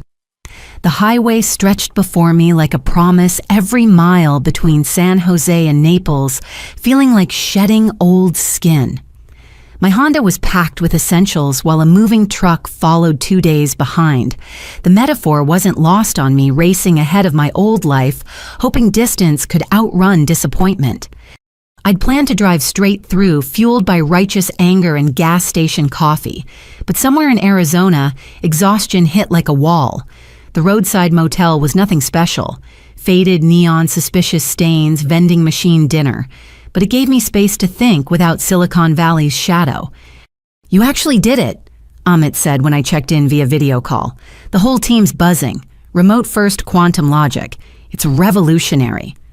"It's necessary," I corrected, sitting on the questionable bedspread. "How's everyone handling the transition?" "Better than expected. Rose is already planning team retreats in Florida. David's jealous of your beach situation. And the clients, Polly, they love it. 3 new contracts came in just today. Something about us being forward-thinking and adaptive." Forward-thinking. If only they knew I was running from ghosts, not toward innovation. Any word from... I couldn't finish the sentence. "Your lawyer forwarded some threats from their attorney. Baseless stuff. Harrison and Associates backed off once they saw our documentation. Turns out extortion isn't a great legal strategy." "And Marcus?" "Still in custody. Trial's set for next month." We discussed logistics until my eyes grew heavy, but sleep brought dreams of childhood birthdays and hardware store aisles of a father's pride that had mutated into possession, a mother's love that curdled into control. Day 2 took me through Texas, where everything felt bigger except my problems. By Louisiana, I'd stopped checking my phone for messages that wouldn't come. The Florida state line felt like crossing into another world, palm trees replacing possibilities, ocean air promising rebirth. The beach house exceeded every photo. Spanish tiles gleamed in afternoon sun. Bougainvillea climbed white walls. The office windows framed endless Gulf views. But it was the silence that struck me most. No family drama, no disappointed sighs, just waves keeping time. "Welcome to Naples," the real estate agent said, handing over keys that felt heavier than they should. "Fresh start." "Something like that." She smiled knowingly. "You'd be surprised how many tech folks end up here, running from something or towards something, sometimes both." I spent the first night on the deck, laptop open, but ignored watching sunset paint the sky in shades of forgiveness I wasn't ready to feel. Every notification made my heart race. Would they find a way past my blocks? Would some flying monkey relative breach my defenses? But the messages were all business. Contracts to review, code to approve, a company that thrived on merit rather than blood, choosing competence over chromosomes. The workspace is incredible, I told my laptop screen during our Monday morning all hands. Palm trees swayed behind me as 23 faces smiled from their own chosen locations. "Is that really your office view?" James asked enviously. "Every day," I confirmed, angle adjusting to showcase the ocean, though I promised to stay focused during meetings. "Please don't," Caroline laughed. "Living vicariously through your beach life is my new hobby." We fell into rhythm quickly. Morning calls with East Coast clients, afternoon coding sessions, evening walks where pelicans judged my life choices less harshly than parents ever had. The company flourished with newfound flexibility, team members reporting higher satisfaction and productivity. But success couldn't fill the family-shaped hole in my chest. I'd catch myself reaching for my phone to share good news before remembering there was no one to call. A client's praise would trigger muscle memory of seeking parental approval that would never come. 3 weeks in the local news broke my peace. Beloved Sacramento hardware store facing closure after 30 years of service. Dad's face filled my screen, aged 10 years in 3 weeks. He stood before Sullivan's hardware shoulders, slumped defeat etched in every line. Mom clutched his arm. Her librarian's posture crumbled into something fragile. Big Mart's competition was tough, Frank told the reporter, but we had guardian angels keeping us afloat, anonymous customers who believed in small business. When they stopped coming, he trailed off, jaw working around words. Pride wouldn't let escape. "It's heartbreaking," the reporter continued. "The community rallied with a GoFundMe, but it's barely touched what's needed. The Sullivan family also faces foreclosure on their family home, a double blow for these longtime residents." I closed the laptop, hands shaking. They'd created this reality-chosen pride over my help, but watching it unfold felt like swallowing glass. The little girl who'd played in those aisles while Dad rang up customers was screaming beneath my CEO exterior. "Don't," Rosa warned during our check-in call. "I can see you thinking about it." "I'm not." "You are. You've got that, maybe I should save them again look. Polly, they literally tried to steal your company. They called you a lowlife and threw you out." "I know." "Do you? Because knowing and feeling are different things." She was right. My head understood they'd burned every bridge. My heart kept trying to rebuild with ashes and good intentions. But hearts are terrible contractors creating structures doomed to collapse. That night I made a decision. Not to save them, that pattern had to break, but to save myself from watching their destruction in real time. I hired a service to filter my news feeds, blocking anything about Sacramento hardware stores or families named Sullivan. Digital bridges burned as thoroughly as emotional ones. New policy. I announced at our next team meeting. Every quarter we donate 5% of profits to small business support funds. Anonymous, distributed through established foundations. No direct involvement. "Inspired by anything specific?" Amit asked carefully. "By remembering why we build," I said simply, "to lift others even when they can't see the hands helping them rise." It wasn't salvation for Sullivan's hardware. That ship had sailed, hit an iceberg of hubris, and sunk in shallow waters of stubbornness. But it was something, a way to honor what that store had meant before it became a weapon against me. The beach house gradually transformed from escape route to actual home. I hung art from local galleries, planted herbs in window boxes, learned to paddleboard badly but enthusiastically. Neighbors invited me to barbecues, where no one asked about college degrees or family disappointment. "You seem lighter," David observed during a site visit helping set up my recording studio for product demos. "Florida agrees with me." "It's more than that. You're not looking over your shoulder anymore, not bracing for impact." He was right. 3,000 miles had given me more than distance. It had given me permission to exist without apology, to build without explaining, to succeed without diminishing myself for others' comfort. The sunset that evening was particularly spectacular, painting clouds in shades of release. I raised a glass of wine to no one in particular, toasting survival and separation, grieving what never was while celebrating what could be. My phone buzzed with a notification from our CFO. Revenue projections for the quarter exceeded every estimate. We were heading toward a $50 million valuation by year's end. The board wanted to discuss Series B funding this time with me firmly in control. Not bad for a lowlife, I told the waves, laughing at how thoroughly I'd transformed an insult into motivation. Somewhere in Sacramento, lives were changing because of choices made in anger. But here in Naples, other lives were beginning, starting with mine. The move hadn't been retreat. It had been advance in a direction they couldn't follow toward a future they'd never understand. The irony wasn't lost. I'd traveled 3,000 miles to find home in a place that had never hurt me, with people who judged me by my present rather than their prejudices. Every sunrise brought possibility instead of obligation. Every wave whispered freedom instead of failure. And if occasionally I woke at 3 a.m., wondering if they regretted their choices, if pride tasted bitter when swallowed with foreclosure notices, if Mom's secret message of pride haunted her as much as it haunted me, well, that was between me and the ocean.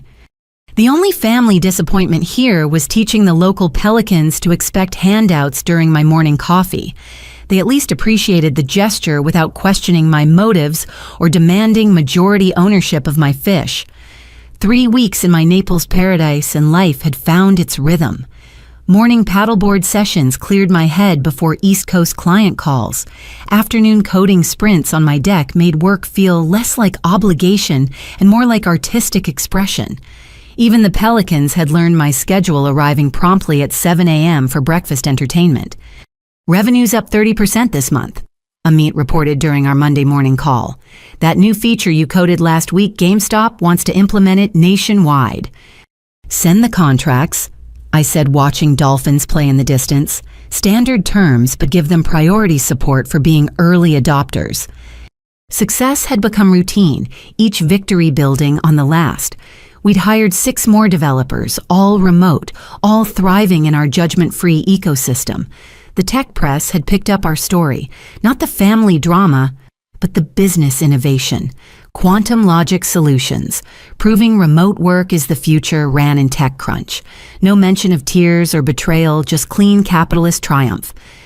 I'd almost achieved peace when my carefully constructed filters failed. One news alert slipped through the digital barriers. Local business icon arrested for fraud. Marcus Sullivan charged with corporate espionage. My brother's mugshot stared from my screen.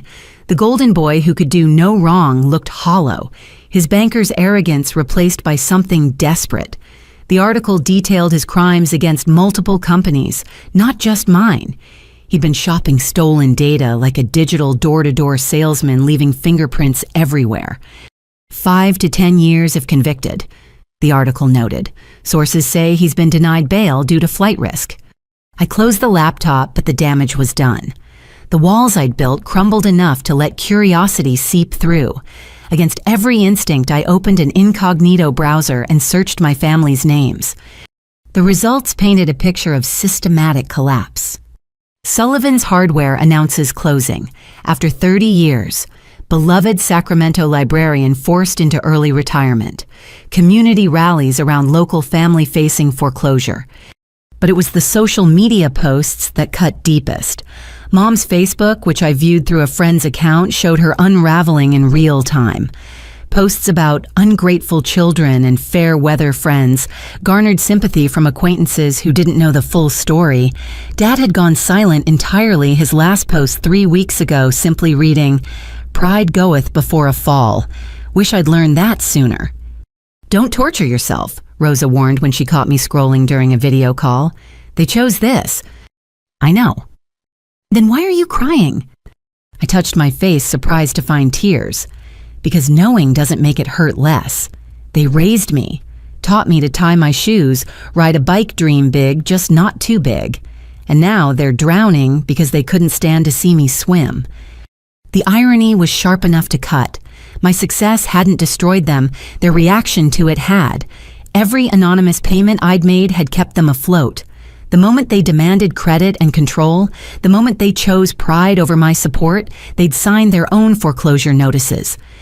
But karma wasn't as satisfying as movies suggested. Watching your childhood home listed on Zillow as a foreclosure felt like attending a funeral for people still living. Seeing your father's life's work liquidated for pennies while he stood by broken brought no joy. Even Marcus's arrest felt hollow justice served cold on a plate I no longer had appetite for. My phone rang, unknown number, Sacramento area code. I almost didn't answer, then recognized Aunt Martha's voice. "Don't hang up," she said quickly. "I'm not calling to guilt you, I thought you should know. Your mom's been hospitalized, stress-related collapse. Nothing critical, but she keeps asking for you." "I can't, Martha, you know what they did." "I know." Her voice softened. "I know everything now. Frank told me about the anonymous orders the mortgage help. We all thought you were struggling while you were secretly saving them. I'm ashamed of how we treated you." "Are you calling to apologize or to manipulate me into coming back?" A long pause. "Maybe both, I don't know anymore. This family's torn apart. Marcus in jail, your parents losing everything you gone. We were supposed to be better than this. I agreed, until success became a sin and support became control. I offered them everything, Martha. They wanted to take everything instead. Your mother, she's broken Polly. Keeps saying she's proud of you when she thinks no one's listening. But she can't say it where it matters because that would mean admitting they were wrong. Then she's choosing pride over peace, just like Dad. You're really not coming back. I'm really not. I've built a life here, a good one. Clean and honest and free from people who only love me small. Martha sighed. I understand. For what it's worth, I'm proud of you. Publicly, loudly proud. What you've accomplished is amazing. Thank you.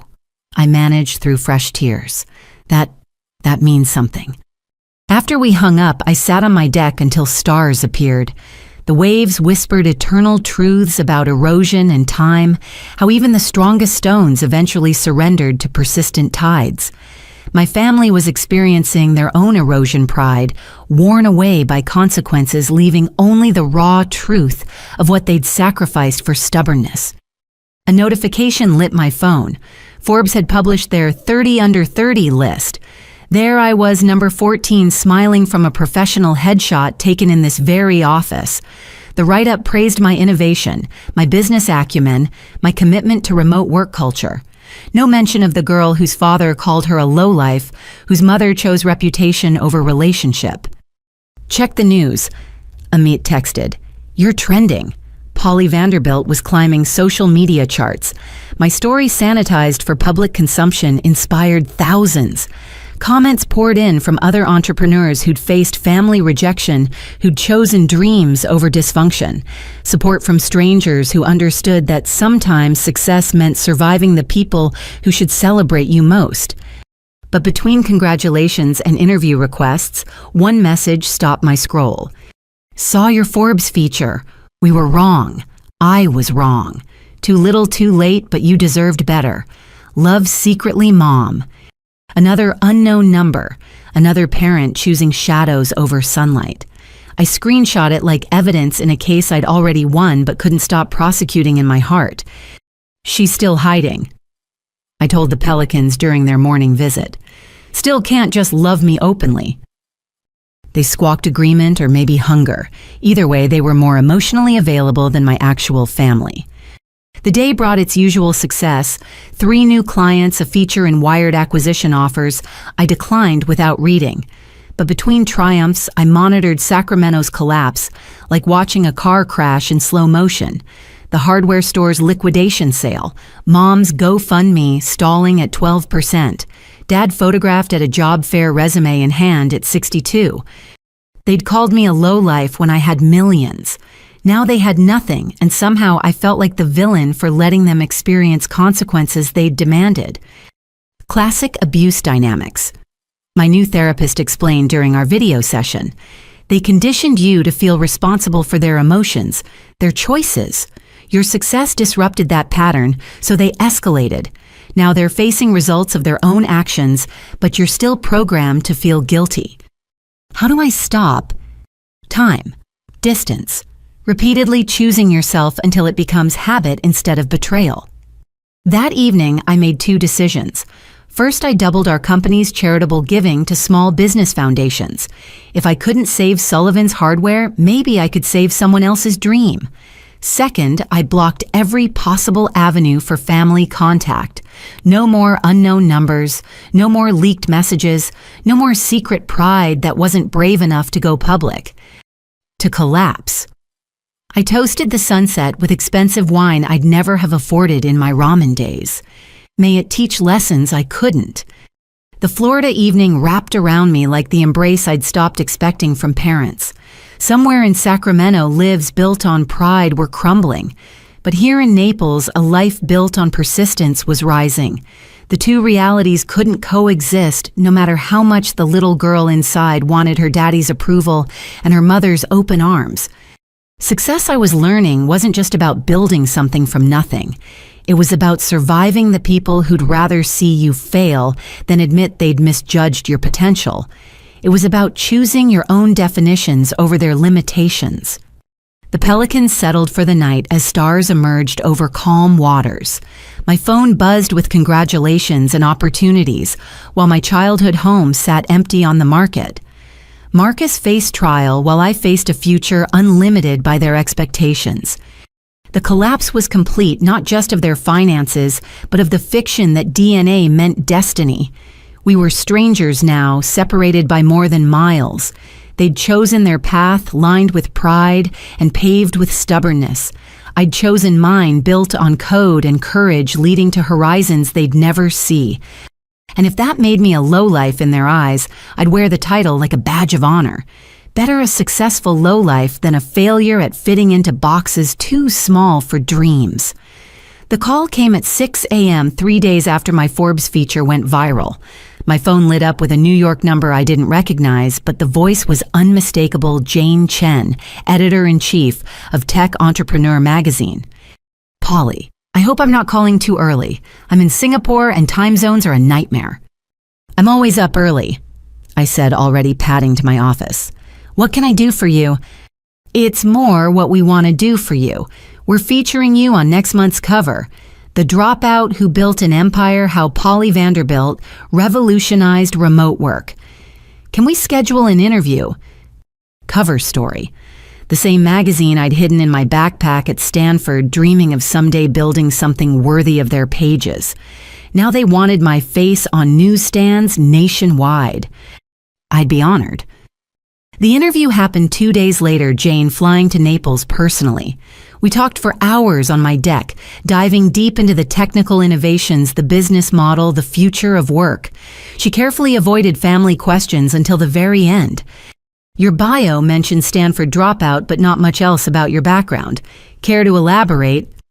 I come from small business owners, I said carefully.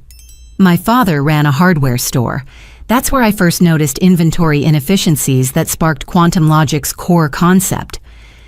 True enough to print, vague enough to protect, but Jane was sharper than that. Hardware stores are struggling nationwide. Is your father still operating? No comment on family business, I said firmly. She nodded, respecting the boundary. Let's talk about your charitable foundation instead. The photo shoot was surreal. Professional makeup artists transforming my beach casual look into power CEO polish. Wardrobe stylists debating between approachable genius and force of nature. We settled on simple elegance, a white blazer against the ocean backdrop code visible on my laptop screen. You're a natural, the photographer said.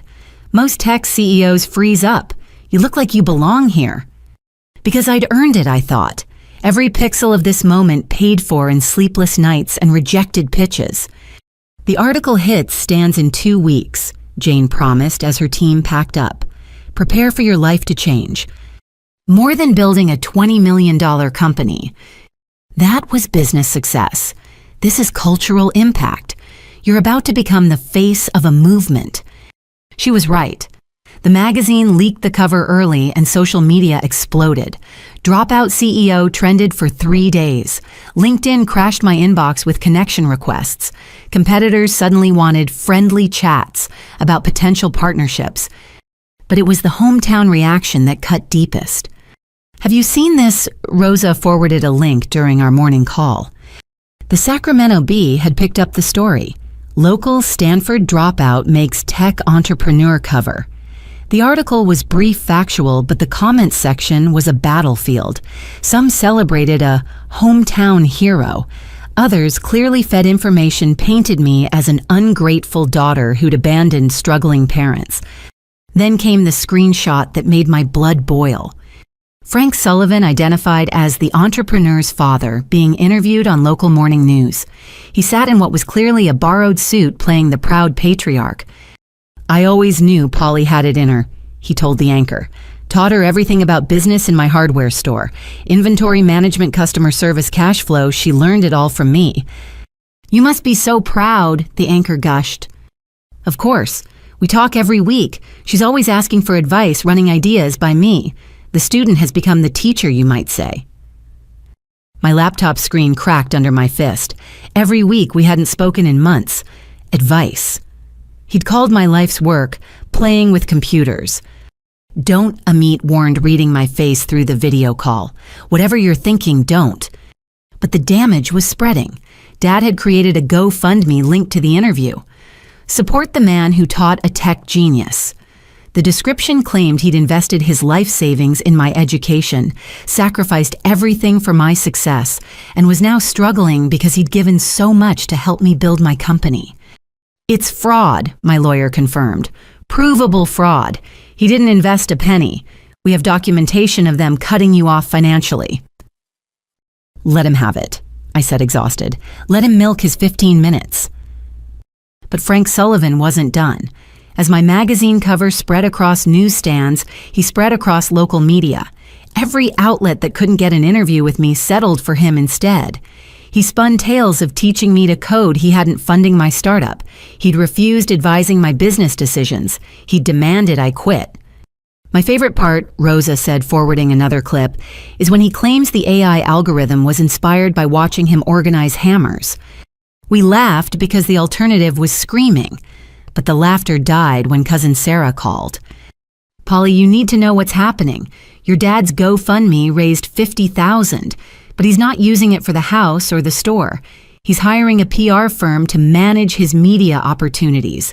He's planning to write a book. A book. Raising a Tech Genius, a father's guide to nurturing innovation.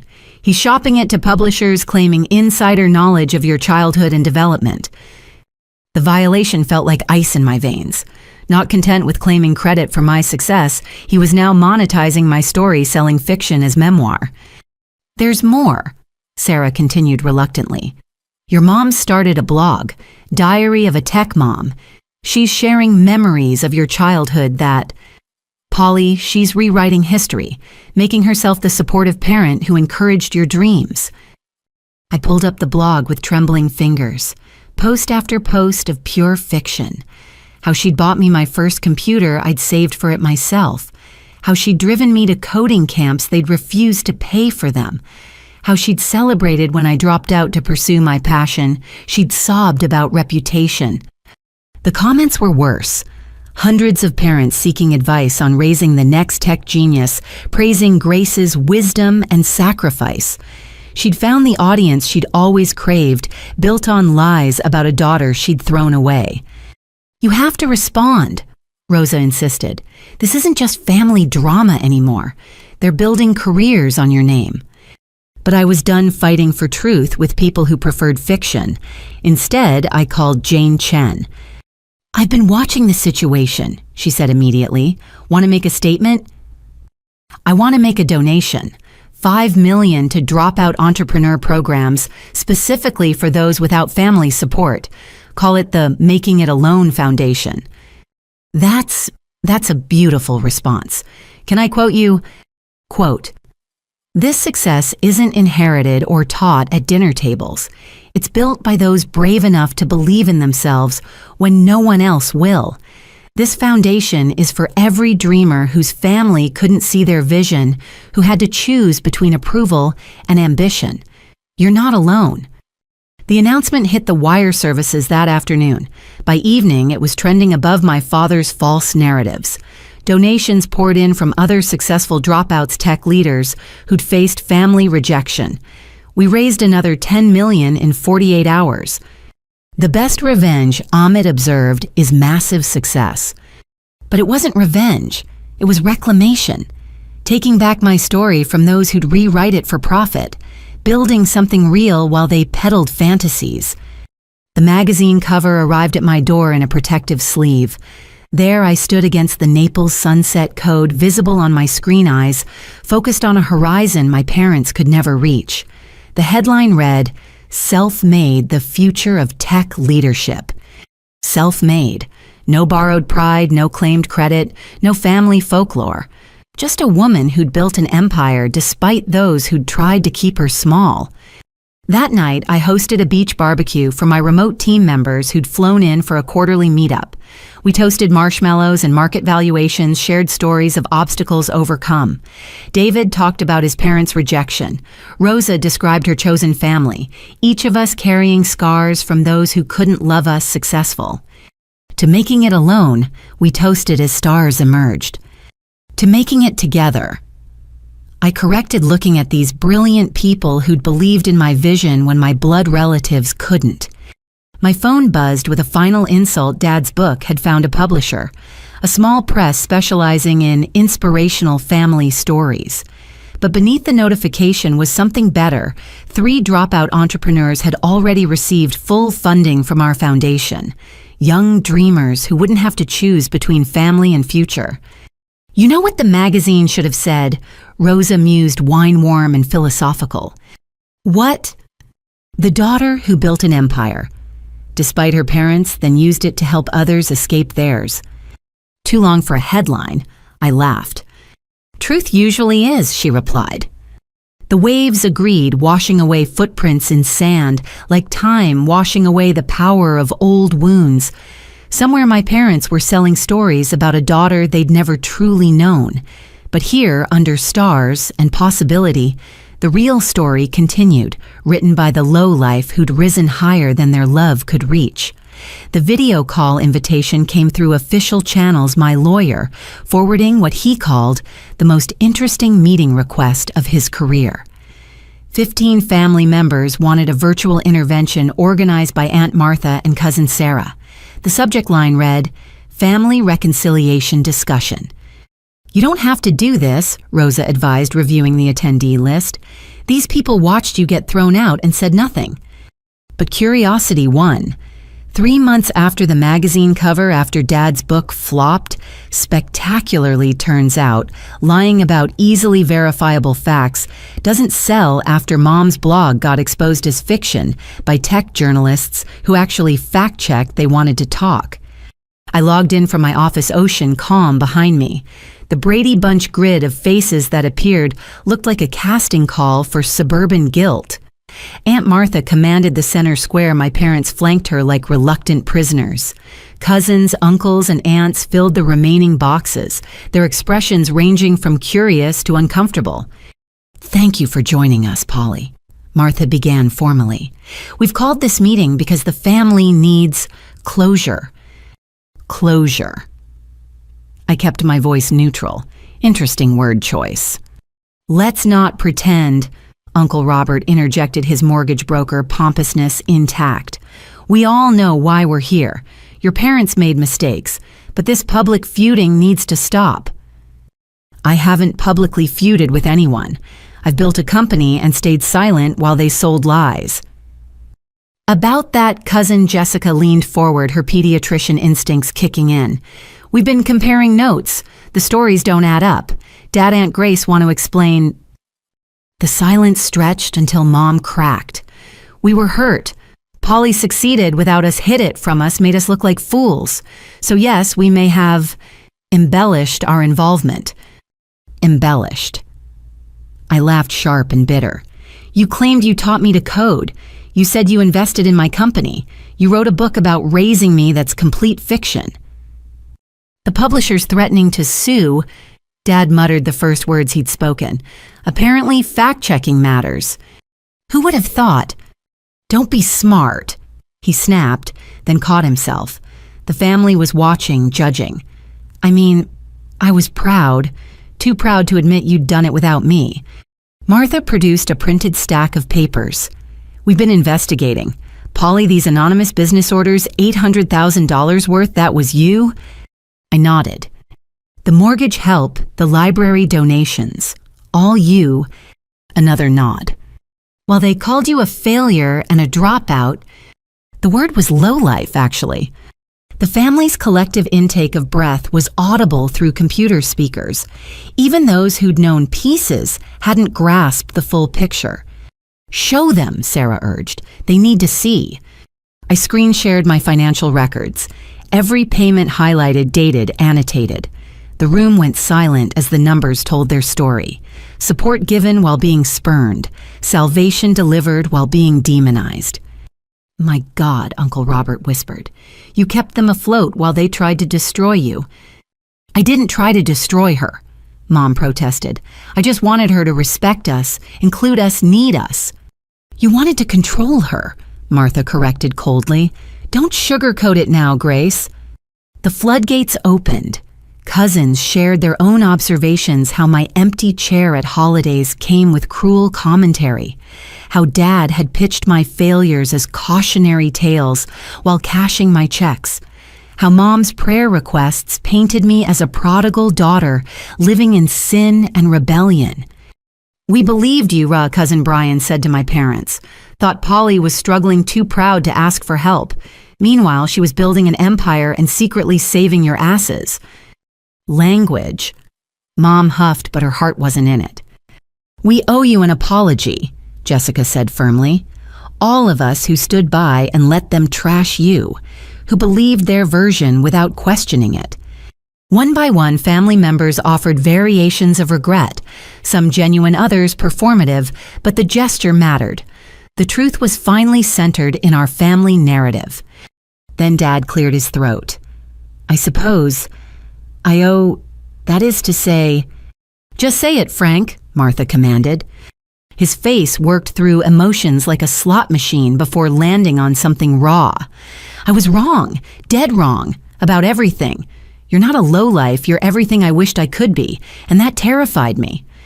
The admission hung between us 30 years of patriarchal pride deflating in real time. I know, I said simply, but knowing doesn't undo the damage. What would, Mom asked desperately, what would make this right? I'd prepared for this moment, documents ready. First, public retractions. Every interview, every blog post, every false claim corrected publicly. Second, cease all media appearances about me. No more riding my coattails. Third, therapy. Real therapy, not church counseling. Deal with why you needed to tear me down to feel big. And then we can be family again, hope-colored Mom's voice. Then we can see. Trust rebuilds slowly, if at all. I'm not promising anything except to stop actively avoiding you. That's fair, Martha declared before my parents could protest. More than fair, frank grace. They nodded, beaten down by truth and witnesses. But I wasn't done. One more thing, Marcus. He's still awaiting trial, Dad said quietly. I know, I'm not pressing charges on the condition he gets help, real help. Therapy, addiction, counseling, job training, the works. But if he comes near my company again, that deal's void. You'd do that after what he did? Mom's tears were flowing now. I'm doing it for the brother who taught me to ride a bike, not the one who tried to steal my future. That person might still exist under all the Goldman Sachs toxicity. The call wrapped with awkward promises to stay in touch and do better. I closed my laptop feeling drained but oddly lighter. The reckoning had come not through courts or revenge, but through simple truth-telling in front of witnesses. How do you feel? Rosa asked later as we debriefed over wine. Like I just performed an exorcism. The demons are out, but the house still needs cleaning. She raised her glass. To emotional demolition and careful reconstruction. The next weeks brought cautious progress. Dad's publisher-mandated retraction made small headlines. Mom's blog quietly disappeared. The family group chat, which I'd been excluded from for years, suddenly included me again, though I kept notifications off. Marcus wrote from jail, a real letter handwritten probably because attorneys vetted emails. It was rambling raw, but contained something I'd never expected: accountability. I was drowning and grabbed the nearest thing to stay afloat: you, the successful one, the one who escaped what I was too weak to leave. I'm sorry doesn't cover it, but it's where I'm starting. I filed it with other documents of this strange journey. Evidence that people could change even if relationships couldn't return to what they'd never truly been. You know what's funny? I told my Pelican audience one morning. They spent so much energy trying to claim credit for who I became. But in a twisted way, they're right. I am who I am because of them, because I had to become someone who could survive them. The Pelicans offered no judgment, only presence. Much like my chosen family, the team that had believed in my vision when blood relatives couldn't see past their own reflections. The reckoning hadn't brought the movie moment of tearful reunions and instant healing. Instead, it delivered something more valuable: clarity. We all knew where we stood now, no more lies or delusions buffering the truth. My parents had chosen pride until consequences made honesty cheaper. The family had chosen comfort until discomfort became unbearable. And I'd chosen myself again and again until the choice became as natural as breathing salt air and building dreams on solid code instead of shifting sand. Forward. I told the sunrise, not back to what was, but forward to what could be. A relationship with family that might never be close but could perhaps be civil. A brother who might find redemption in rehabilitation. Parents who might learn to love the daughter I was instead of mourning the one they'd imagined. Or maybe none of that would happen. Maybe the reckoning was the ending, not a beginning. Either way, I'd spoken my truth in front of witnesses, set my boundaries in clear terms, and offered more grace than was required. The rest was up to them, and for the first time in my life, I was genuinely okay with not controlling the outcome. My empire was built, my chosen family was solid, my future was bright. Let them figure out their own. The legal documents arrived by courier on a Tuesday morning that had started like any other. I was reviewing code on my deck Pelicans, gossiping nearby when the doorbell shattered the peace. The package required signature formal and heavy with the weight of official business. Inside, my parents' attempt at reconciliation came with strings attached, legal strings wrapped in lawyer language, but clear in intent. They were offering to formally acknowledge my success, publicly support my business, and retract all false claims. In exchange, they wanted monthly financial support, healthcare coverage, and a percentage of future profits. They're negotiating forgiveness, I told my lawyer over video call, disgust and disbelief warring in my voice. It's worse than that, Harrison replied, adjusting his glasses. Page 12, subsection C, they're also demanding a seat on your board of directors. For Frank, rotating position between your parents. They claim it's to maintain family involvement in the family business. My family business, that they rejected, mocked, and tried to steal. The same. They've also included a fascinating clause about Marcus. He flipped pages. Upon his release, guaranteed employment at Quantum Logic at a senior level salary, no less than $200,000 annually. I laughed until tears came, then laughed some more. The audacity was almost admirable. Even facing bankruptcy and humiliation, they couldn't stop trying to control my success. Draft a counteroffer, I said once I'd recovered. I'll give them what they actually need, not what their pride demands.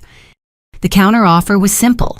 I'd pay off their existing debts, mortgage, credit cards, the failed business loans. One-time payment to clear the slate. Additionally, they'd receive a modest monthly allowance, enough for basics, not luxury. Healthcare would be covered through a trust. The conditions were non-negotiable. Complete no-contact order. No mention of me, my company, or any connection to my success. No media appearances, no books, no blogs, no casual name-dropping at church. They'd sign NDAs so comprehensive their own shadows would need clearance to follow them. It's generous, Harrison observed. More than they deserve. It's freedom, I corrected. Mine, not theirs. While awaiting their response, life continued its upward trajectory. We closed Series B funding at $100 million valuation. The team expanded to 50 employees across 15 countries. Forbes wanted a follow-up feature. TED Talk invitations piled up. But between triumphs, I monitored the family situation through Sarah's updates. The parents had hired new lawyers, ambulance chasers, who promised big payouts from ungrateful children. Uncle Robert reported they'd pitched their story to reality TV producers. Aunt Martha mentioned Mom's attempt to start another blog under a pseudonym. They're getting desperate, Sarah warned. Dad's been telling people you're mentally unstable, that success corrupted you. Mom's claiming you joined a cult in Florida. A cult of one impressive. Polly, I'm serious, they're escalating. She was right. The formal rejection of my counteroffer came with threats. If I didn't accept their original terms, they'd go public with the real story. How I'd stolen ideas from Dad's hardware store, how I'd manipulated and abandoned family, how my success was built on their sacrifices. Let them, I told Harrison. I'm done negotiating with terrorists, even if they share my DNA. But Frank had one more card to play. The call came at 3 a.m. from the Sacramento County Jail. Your father's been arrested, the officer explained. Public intoxication and vandalism. He listed you as emergency contact. I'm not. He defaced a Big Mart, spray-painted "My daughter owns a tech company" across their loading dock, then tried to break into what used to be his store, kept saying his successful daughter would bail him out. I hung up without responding. Let him sit. Let him face consequences without my intervention. But Mom wasn't done either. Her desperation took a different form, showing up at my Florida door at sunrise, having somehow acquired my address. "We need to talk," she announced, haggard and travel-worn. "We needed to talk 5 years ago. Now we need lawyers and distance. I'm your mother." "You were. Then you chose to be my enemy. You don't get to switch back because bankruptcy's uncomfortable." She crumbled on my doorstep designer purse bought during the brief GoFundMe windfall, clutched like armor. "What do you want from us? We've apologized. We've admitted fault. What more?" I wanted parents who could love me without conditions. That ship sailed, hit an iceberg, and sank. Now I want peace. Sign the papers, take the offer, and disappear. The offer's insulting. A monthly allowance like we're children. No involvement in the company we inspired. Inspired. I stepped outside, closing the door behind me.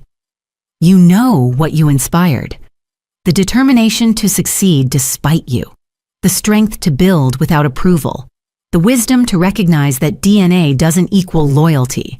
Sign the papers or don't, but get off my property. She left in a rental car, but not before making a scene for my neighbors. The next day, local news picked up the story. Tech CEO heartlessly rejects desperate mother. They'd filmed her breakdown, edited for maximum sympathy. I responded with receipts. Every anonymous payment published. Every rejected reconciliation attempt documented. The full counteroffer released, showing exactly how generous I'd been to people who'd contributed nothing but pain to my success. Public opinion split predictably. Some sided with family values, unable to imagine cutting off parents. Others recognized the pattern of abuse, the attempt to monetize reconciliation. "You're trending again," Amit noted during our team call. "At least it's catchy." The final straw came when Frank, released on bail, did a podcast interview with a men's rights activist. He spun tales of being victimized by his successful daughter, claimed reverse sexism, and announced he was writing another book, When Daughters Become Tyrants, A Father's Tale. "Enough," I declared to Harrison. "No more offers, no more negotiations. Cut them off completely." What about Marcus? My brother's trial had concluded. 3 years probation, community service, mandatory counseling. He'd written again this time, showing genuine progress, discussing the therapy revelations about golden child syndrome and family dysfunction. Marcus gets a separate deal. Rehab support job training assistance, but no position at my company. He rebuilds elsewhere, proves himself without my name attached. And your parents get nothing. They made their choice. The legal documents I signed that afternoon were different from their demands. Restraining orders, cease and desist declarations, the formal legal equivalent of "leave me alone forever." "It's final then?" Rosa asked as we processed the paperwork. "It was final when they threw me out. This is just paperwork catching up to reality." That evening, I sat on my beach as sunset painted the sky in shades of release. My phone buzzed with business new contracts, team celebrations, opportunities that multiplied like my parents' lies never could. The empire I'd built stood strong, unshaken by their attempts to claim or destroy it. "You know what the saddest part is?" I asked the Pelicans. I would have given them everything. Not control, not credit, but comfort, security, a chance to enjoy my success without earning it. All they had to do was love me as I am. But they couldn't. Their love came with terms and conditions, purchase orders, and ownership claims. They wanted a subsidiary, not a daughter, a revenue stream, not a relationship. The offer they'd rejected would have given them dignity in defeat. The restraining orders gave them only distance. But that distance was what I needed, an ocean of it, legally enforced, emotionally necessary. To boundaries, I toasted the sunset with sparkling water. To the beautiful, necessary cruelty of protecting yourself from those who should have protected you. Tomorrow would bring new challenges, opportunities, growth. My company would continue innovating. My chosen family would continue supporting. My life would continue expanding beyond the small, bitter borders my birth family had tried to enforce. And somewhere in Sacramento, 2 people who'd had every chance would face the poverty of their choices. not because I was cruel, but because I was done being kind to those who saw kindness as weakness, success as theft, and love as something to be leveraged for profit. The pelicans settled for the night as stars emerged. My empire glowed with possibility, while my parents' world shrank to the size of their stubbornness. They'd wanted to negotiate forgiveness to put a price tag on peace. Instead, they'd learned the hardest lesson of all. Some things can't be bought back once they're broken. Some bridges once burned light the way forward instead of back. And some daughters once called lowlife rise too high to ever come down to their level again. The courtroom in Sacramento felt smaller than my childhood bedroom, packed with reporters, family members, and curious onlookers who'd followed the saga through social media. I sat in the back row, having flown in against my lawyer's advice. Some disasters demanded witnessing. Frank Sullivan versus Quantum Logic Solutions had become the tech world's favorite family drama. My father, represented by a strip mall lawyer who'd taken the case for publicity, claimed intellectual property theft, elder abuse, and malicious abandonment. The charges were ludicrous, but he'd found a judge willing to hear them. Your Honor. Frank's lawyer began, voice dripping with false sympathy. My client gave his daughter everything. Life lessons, business acumen, the very ideas that built her empire. Now she lives in luxury while he faces homelessness. Harrison stood smoothly. Defense moves for immediate dismissal. We have documented evidence that Mr. Sullivan cut off contact with Ms. Vanderbilt years before Quantum Logic's founding. Furthermore, his claims of intellectual property theft are particularly amusing given his recorded statements calling her work playing with computers. Objection. The strip mall lawyer was sweating. Those statements were taken out of context. Then let's provide context. Harrison smiled, predator sharp. Exhibit A through Z, literally 26 pieces of evidence documenting Mr. Sullivan's rejection of his daughter, his attempted extortion, and his public defamation. What followed was the systematic destruction of every lie my parents had built. Security footage of them trying to steal my company, emails demanding controlling interest, the attempted blackmail. Dad's face progressed from red to purple, to a concerning shade of gray as his own words condemned him. Mr. Sullivan. The judge finally addressed him directly. Do you have any actual evidence that you contributed to Quantum Logic's development? Dad stood shakily. She's my daughter.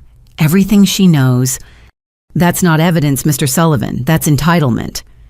The gallery tittered. Mom, sitting behind Dad, dabbed at tears that looked real for once. Your Honor, Harrison continued, we'd like to present Ms. Vanderbilt's full documentation of financial support provided to her parents after they disowned her. The numbers scrolled on the courtroom screen. 800,000 in anonymous orders, 43,000 in mortgage assistance, 60,000 to the library that employed Mom. Gasps rippled through the room as the total exceeded $1 million. She gave us charity to control us. Dad exploded, lawyer grabbing his arm. She gave you lifelines while you called her a lowlife, the judge corrected coldly. I've seen enough. This case isn't just dismissed, it's an embarrassment to my courtroom. But the real drama came during the break. Frank, desperate and defeated, cornered me in the hallway. You've destroyed us, he hissed. Happy now. I'm free now, I corrected. You destroyed yourselves. Your mother's on antidepressants. I'm unemployable. Marcus might go to prison. This is what you wanted. I wanted parents who could love me without conditions. You wanted a daughter you could control. We both lost. His mask finally shattered completely, revealing not the hardware store owner who'd taught me to use tools, but a bitter man who'd mistaken ownership for love. You were supposed to need us, stay close, be grateful, not this. Not successful. Not superior. The word exploded from him like a confession. You made me feel small, Polly, my own daughter making me feel worthless. There it was, the root of everything. Not disappointment in my choices, but fear of my success. He'd needed me to stay beneath him to feel tall. I never tried to make you feel small, I said quietly. Your pride did that. I just tried to live." Before he could respond, commotion erupted from the courtroom. Marcus had arrived shackled, but somehow looking healthier than I'd seen him in years. Prison sobriety agreed with him. "Polly," he called out, "thank you for not pressing charges, for the rehab funding, for the second chance I don't deserve." "Earn it," I told him simply. "I will. Already started teaching coding to other inmates. Turns out I learned something watching you work after all." The final courtroom scene was anticlimactic. Charges dismissed with prejudice. Frank ordered to pay my legal fees, a symbolic gesture since he had nothing left. No restraining order needed. Defeat was its own barrier. Outside, Mom waited by a car I didn't recognize. Borrowed or rented like everything in their lives now. "I know you hate us," she said quietly. "But I need you to know something. That text I sent about being proud, I meant it. I've always been proud, just too poisoned by Dad's jealousy to show it. Being proud in secret is like being brave in hindsight. It doesn't count." "I know." Tears tracked through her makeup. "I chose wrong.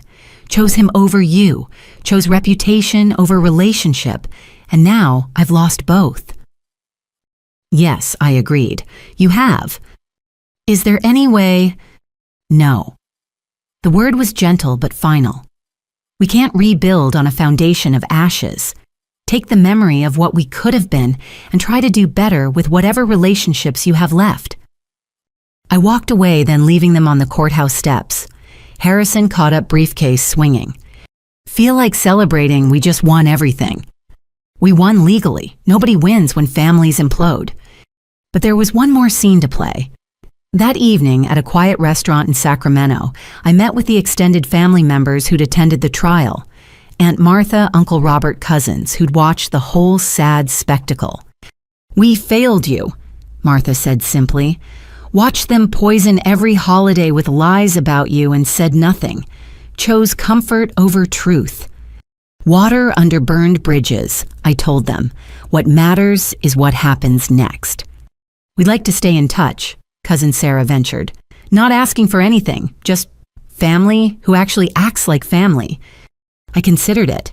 These people hadn't thrown me out or tried to steal from me. They'd been cowardly, not cruel. There was a difference. "We can try," I conceded. "But I live in Florida now. My life is there." "Zoom holidays," Uncle Robert suggested with a tentative smile. "Maybe, we'll see." The flight home felt like shedding weight with each mile. Below America scrolled past a country built on reinvention, where orphaning yourself from toxic origins was practically a national pastime. My phone lit up with messages from my real family.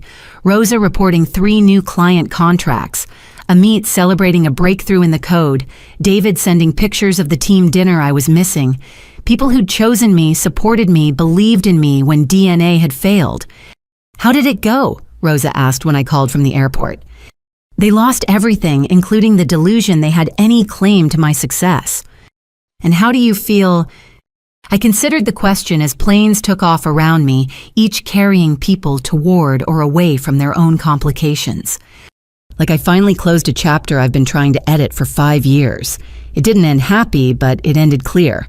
They know exactly where we stand now. Which is nowhere. We stand nowhere to each other. And that's the most honest relationship we've ever had. The sunset over the Gulf was spectacular that evening, painting clouds and shades of forgiveness. I didn't owe anyone.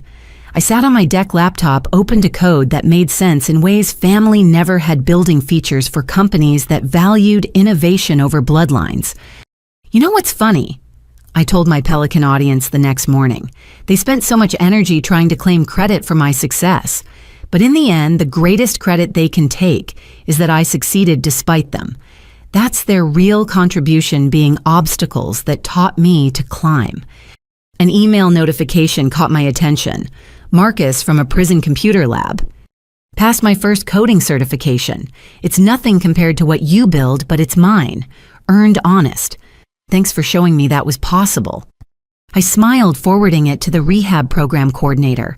Maybe something good could grow from all this wreckage. Not reconciliation, that ship had sailed, sunk, and become a reef, but perhaps redemption for those willing to do the work. My parents would never do that work. They'd shown their truth in that courtroom pride so poisonous they'd rather lose everything than admit error. They'd live smaller, bitter lives now sustained by complaints instead of my charity. But that was their choice, as staying away was mine. To resolution, I toasted the sunrise with coffee. Messy, painful, necessary resolution. The pelicans squawked agreement or hunger. Either way, they were more emotionally consistent than family had ever been. I fed them fish and got back to building empires that no one could claim but me. The resolution wasn't happy, but it was complete. No more anonymous payments or secret pride. No more hoping for change from people committed to staying stuck. No more negotiating with emotional terrorists who happen to share my genes. Just forward, always forward. Building higher, reaching, further succeeding, louder than their doubts had ever been. The low-life daughter had become everything they'd feared, independent, successful, and free. And that was the greatest resolution of all. The sunset painted the gulf in shades of gold and possibility as I arranged place settings on my deck. Real china this time, not paper plates, a small symbol of permanence in a life I'd built from temporary things. The table stretched long enough for 12, though tonight we'd only need 8. Wine selection approved, Rosa announced, emerging from the kitchen with bottles tucked under each arm. Though I still say champagne would be more festive. This isn't that kind of celebration, I reminded her, adjusting the centerpiece of Florida wildflowers. It's just dinner. But we both knew it was more than that. Tonight marked 1 year since the courtroom finale, 1 year of chosen silence with the people who'd raised me. More importantly, it marked new beginnings for those brave enough to claim them. The first to arrive was Marcus, not in shackles or stolen suits, but in honest clothes, bought with honest money. His probation officer had become his biggest cheerleader after watching him transform from entitled banker to humble student. The coding boot camp he'd completed was just the beginning. Now he taught basic computer skills at the community center, paying forward what he'd learned. "Hey sis," he said, simply holding out a bottle of sparkling cider, 18 months sober. "Proud of you," I replied, meaning it. We'd never be close too much water under burned bridges, but we could be cordial. He'd done the work to earn that much. Aunt Martha arrived next with Uncle Robert carrying a homemade pie that smelled like childhood Thanksgivings before everything went wrong. They'd become regular video call fixtures, rebuilding connection through pixels before attempting it in person. "Your mother would die if she knew we were here," Martha said, then caught herself. "Sorry, I shouldn't." "It's okay. How is she?" "Existing. They both are. Moved into a senior apartment complex, living on Social Security and stubbornness. Frank found work as a part-time cashier. Grace volunteers at the food bank she used to donate to." I nodded, feeling nothing. Not satisfaction at their fall, not guilt for my absence. Just nothing. The opposite of love wasn't hate, it was indifference, and I'd finally achieved it. Sarah and her new husband arrived as the sun touched the horizon. She'd sent wedding invitations to everyone, including my parents, but they'd refused to attend if I was there. So they'd missed their niece's wedding to prove a point that no longer mattered to anyone but them. "Thanks for the startup loan," her husband Jake said, shaking my hand firmly. "The food truck's doing amazing, already planning a second one." "Pay it forward when you can," I told him. "That's the only interest I charge." The final guests were the heart of it all. Rosa and Amit, my chosen family who'd flown in for this dinner, and the board meeting tomorrow where we'd discuss our latest valuation, $200 million and climbing. They carried laptops even to social dinners, success and friendship intertwined in ways my birth family had never understood. We ate seafood and stories as the sky darkened. Marcus shared his students' victories, elderly people sending first emails, former inmates building resumes, kids discovering they could create instead of just consume. Martha talked about the family members still too proud to reach out, but who followed my success through news articles. Sarah showed wedding photos from the beach ceremony my parents had chosen to miss. "I have news," Marcus announced over dessert. "Got a job offer. Entry-level developer at a startup in Austin. They know my history, my mistakes. Want me anyway." "When do you start?" I asked. "Next month. Fresh city, fresh start. Following my big sister's playbook, sometimes distance is the only way forward." We toasted his courage with raised glasses, the clink echoing across water that held no grudges, unlike people. "I need to say something." Aunt Martha interrupted the comfortable chatter. "What your parents did was wrong. How we enabled it was worse. You deserved better from all of us. This family failed you, and I'm sorry it took losing you to see that." "Thank you," I said simply. Some apologies came too late to heal, but still mattered for the speaking. As dinner wound down and guests prepared to leave, each carrying leftovers and renewed connections, Marcus lingered. We stood at the deck's edge watching boats' lights dance across dark water. "I've been seeing a therapist," he said quietly, "working through why I became who I was, the golden child who could do no wrong until I did everything wrong." "What have you learned?" "That being the favorite is its own prison. You escaped early, built something real. I stayed trapped until crime became my only rebellion. We were both victims of their limitations. You just handled it better." "I handled it differently. Not sure about better. I cut them off completely." "Which saved you." His voice carried hard-won wisdom. "I've accepted I'll never have their approval either. Even broken and humbled, I'm still the son who embarrassed them. The only difference is, you knew that truth at 21. Took me until 32 in a jail cell." We hugged then carefully like people practicing an unfamiliar dance. Not the easy affection of siblings who'd grown up supported, but the cautious connection of survivors comparing scars. After everyone left, I sat alone on my deck laptop, opened tomorrow's presentation. 200 million in valuation, 50 employees worldwide, innovation awards lining my office walls. Everything my father had said I'd never achieve multiplied beyond his imagination. "You did it," Rosa had whispered before leaving.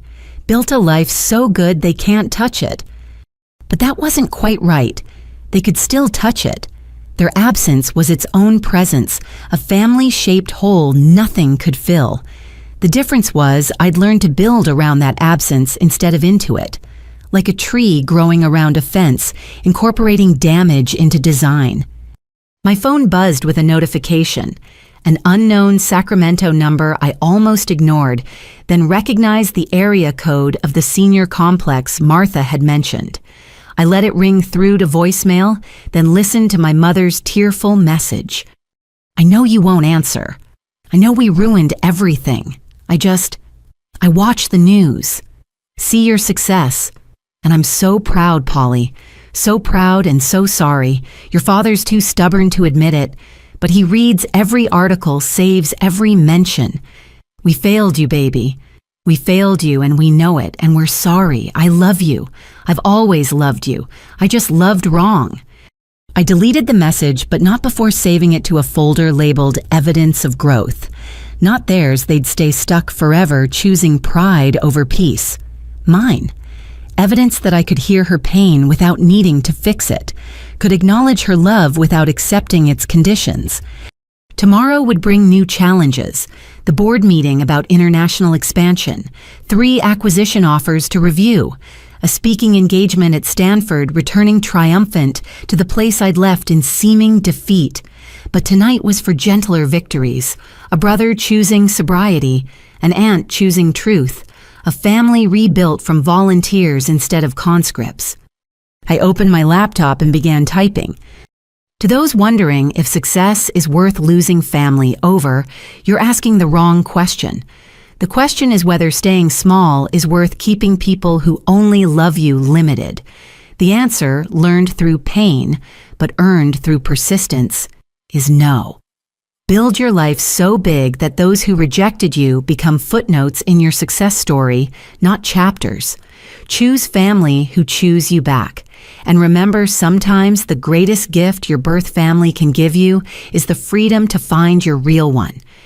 To everyone who's been called a failure, a disappointment, a lowlife, this is for you. Build anyway.